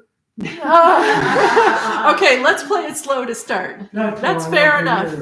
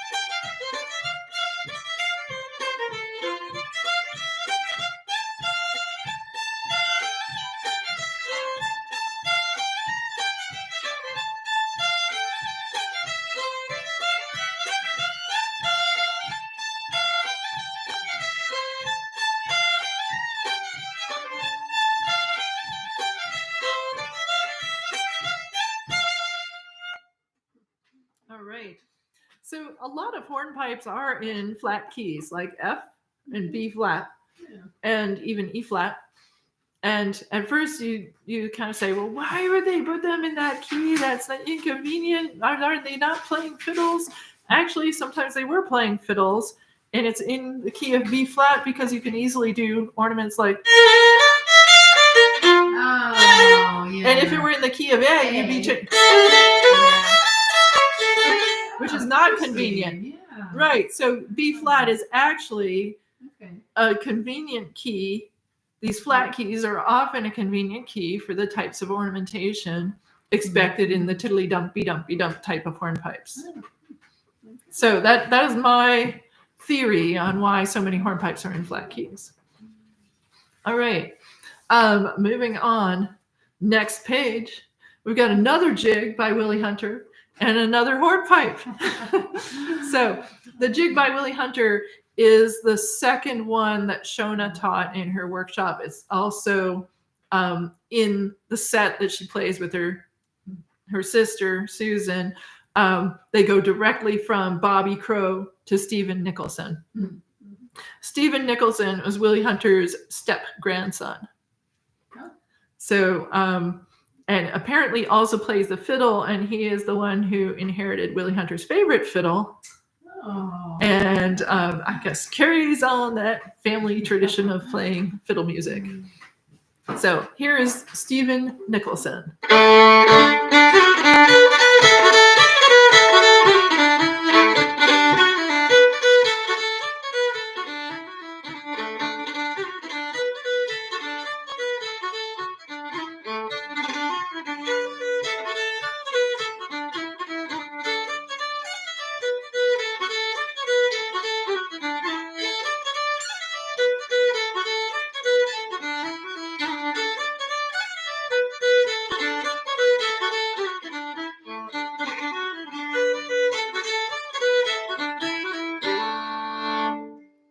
So that is a bowed ornament. It's optional. Okay. You can leave it out, or you can try to do a little finger flick that imitates it if you want. I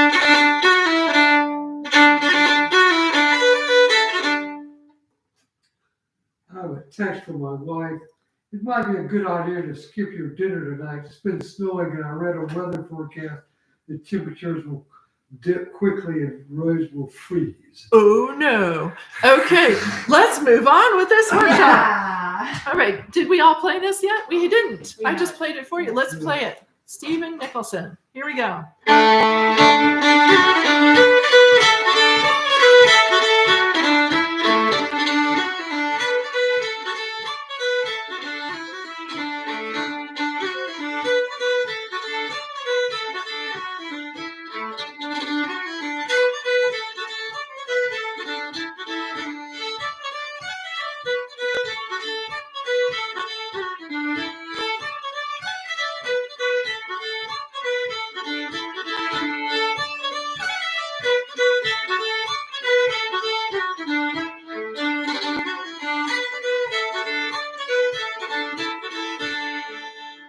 Okay, that's it. Moving along. Yes, that's right. Oh. All right. All right. So the North Shore is another hornpipe played for dancing. I found it because I was asked to play a dance called the Mayflower, which said the North Shore is the title tune. So I looked it up. But so it's found in J. Murdoch Henderson's Flowers of Scottish Melody. Uh-huh. And we have run into J. Murdoch Henderson before. He lived from 1902 to 1972. So he's a 20th century guy who was a fiddler, Mm-hmm.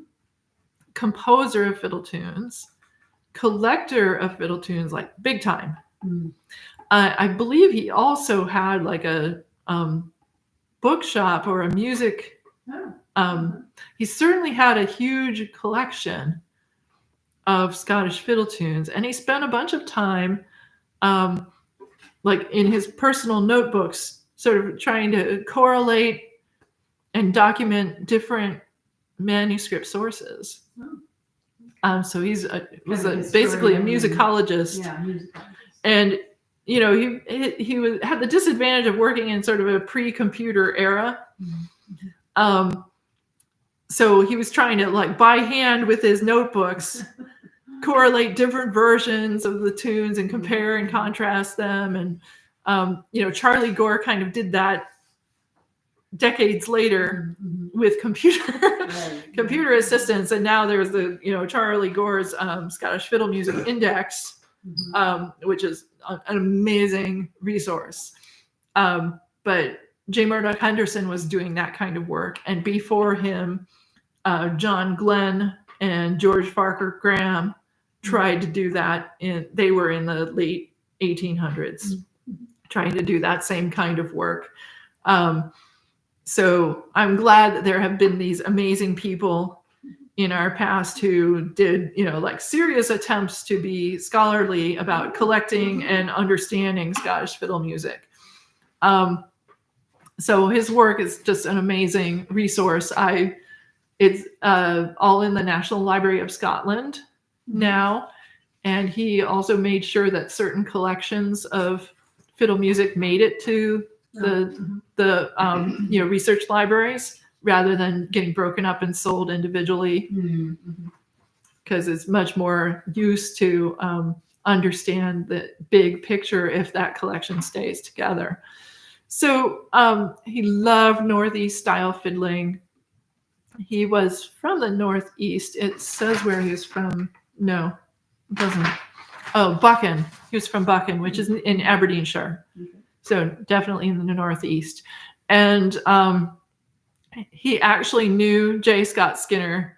Oh. J. Scott Skinner died in 1927, so he must have met him when he was young. Oh, yeah. Yeah. And he composed a lot of tunes. So we have looked at J. Murdoch Henderson's stuff. We looked at music from Flowers of Scottish Melody in book 6. In book 11, we took something from Flowers of Scottish Melody. He has in the introduction to Flowers of Scottish Melody, he has essay on how to play Scottish fiddle style with little examples of bowing and whatnot, brief biographies of major Scottish fiddle composers, notes and comments on the tunes in his book, and a list of the best or most popular Strathspeys. So we featured that list, and that was in book 11. And basically everything, if it's on that list, it's a good Strathspey. I have not ever played a tune from that list where I said, well, that's not that great of a... No, every one of them is like, oh yeah, that one, I should play it more. And then most recently, book 21, we featured his J. Murdoch Henderson's compositions. Okay, so he's got all this documentation, all this notes, all this research. You know what he says about the North Shore? Nothing. Like, there's not even it doesn't even say, all it says is traditional. Like, where did you get it from? Yeah. So we know nothing at all about the background of this tune. I haven't found it in any other source. So let me play it for you.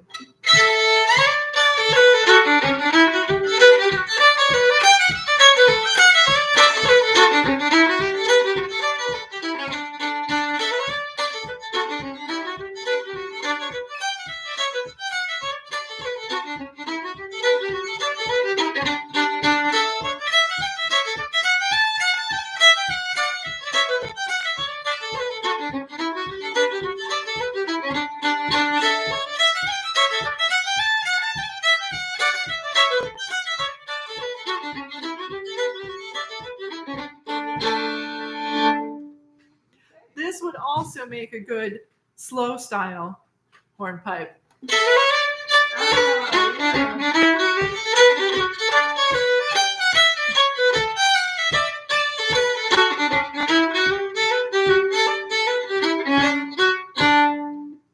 Right, it would work really well in that style as well.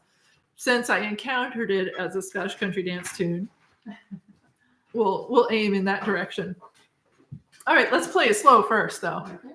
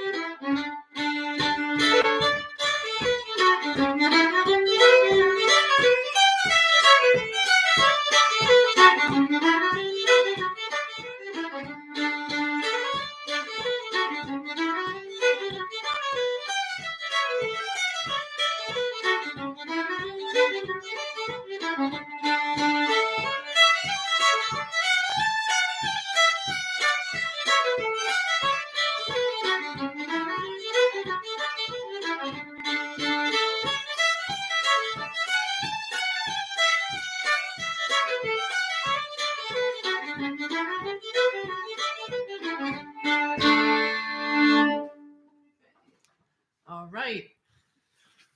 Excellent. It could be a little faster for Scottish country dance. Yeah. Yep. We'll skip page 16 because we did all of that by ear. Yes. Moving on to our last page, 17. Two more tunes. Lady Erskine is so an earlier version of this that I sent out that somebody may have printed out does not list who composed it. It's actually by James Walker, and I just recently sent Pete an updated version, so I'm sure he'll post that.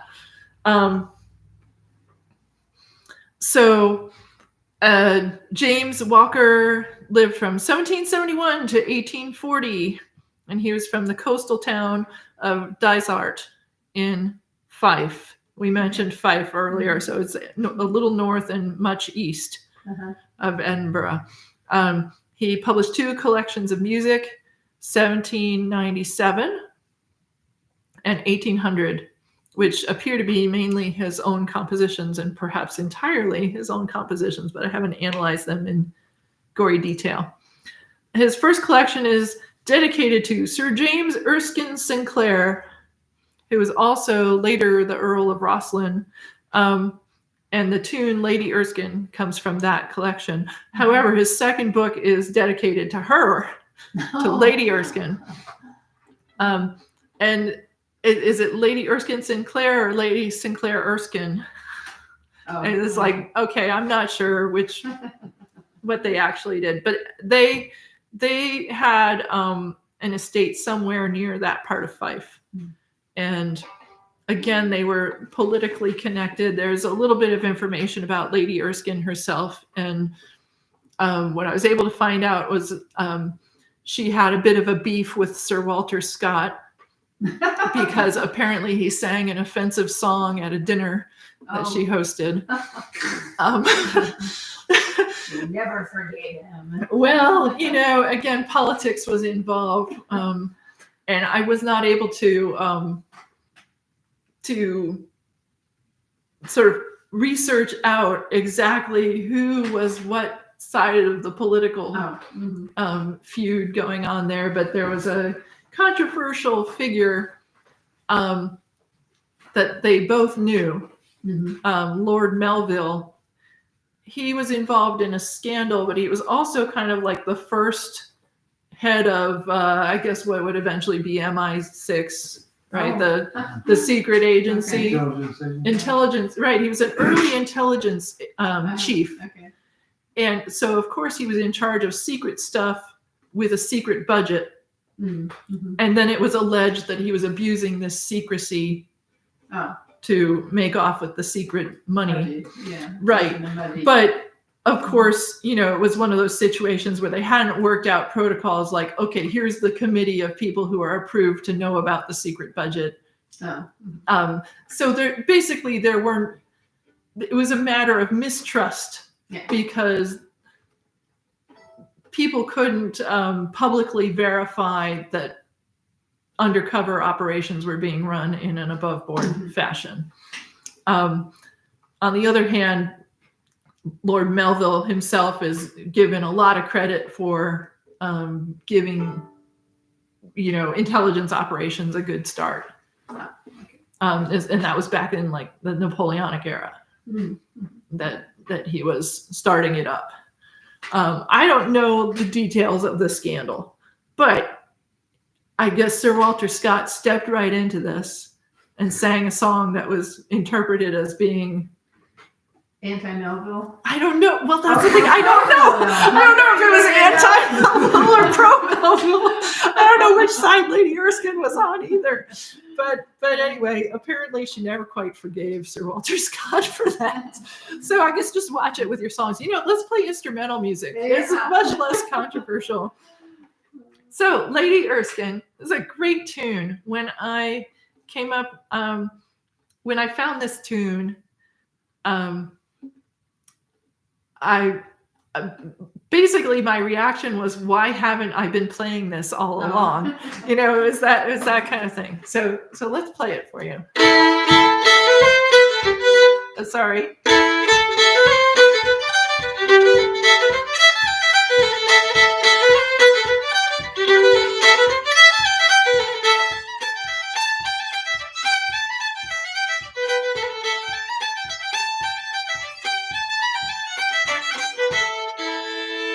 That wasn't quite totally fluent, but you get the idea. Let's play it slowly, and then I'll play it really good later on.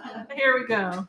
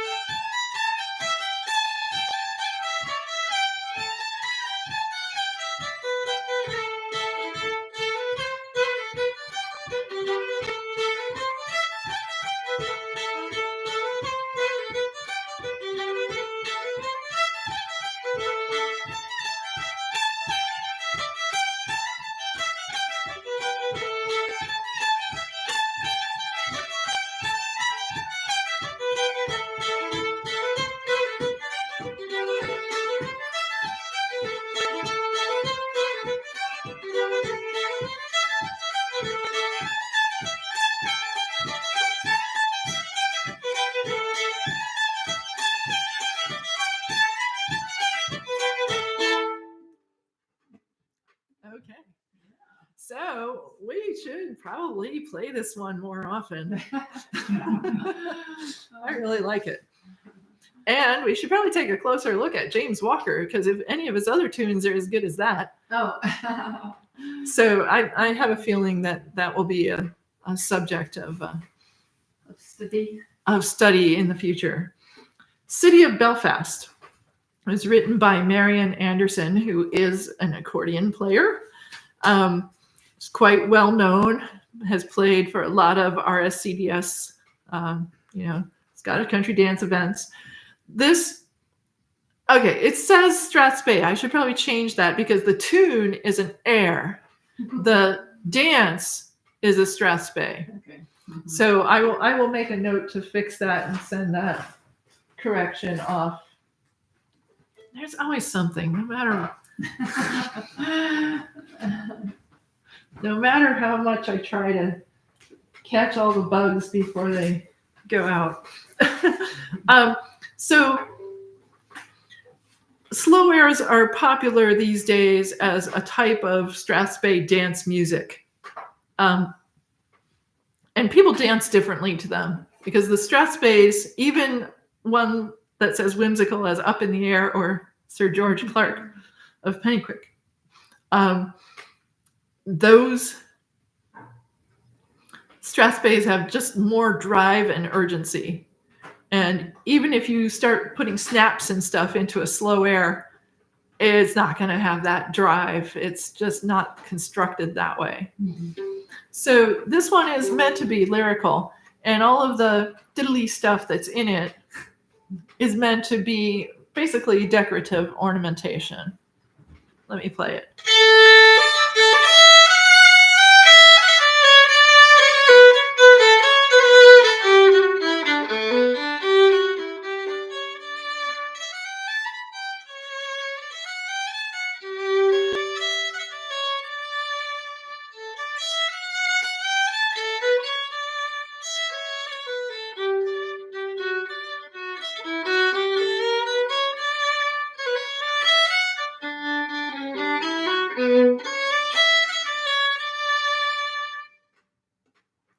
It's a very pretty, Very melodic. very pretty lyrical melody. The dance it's attached to is very much loved. It's been on a lot of programs. It's a recently composed one, and has just kind of is one of those ones that's taken the dance world by storm. So I see it a lot. And I have to say, when very first time I played the melody, I was like, that doesn't sound very Scottish. It's really grown on me, and I really like this melody now. So let's take it a little slower. I played it at a dancing tempo. Obviously, it can get a little more expansive. 1, 2, 3.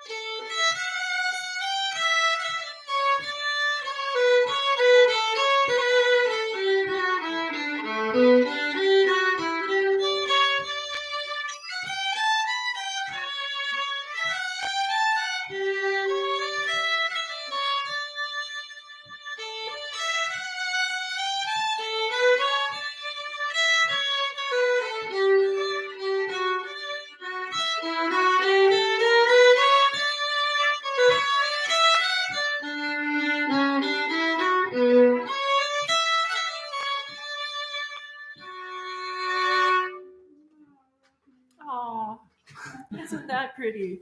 So normally we would go over our ear tunes one last time, but we're going to say bye and cut off this workshop and hopefully get home before things freeze. So thank you for joining us online. And if you're watching this after the fact, I'm glad you looked up Fiddle Club and came to our workshop after time.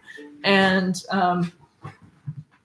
don't be afraid to drop us a line and let us know if you enjoyed this workshop online. And thanks for coming out for the live workshop today. Bye. Well, it does look like the road has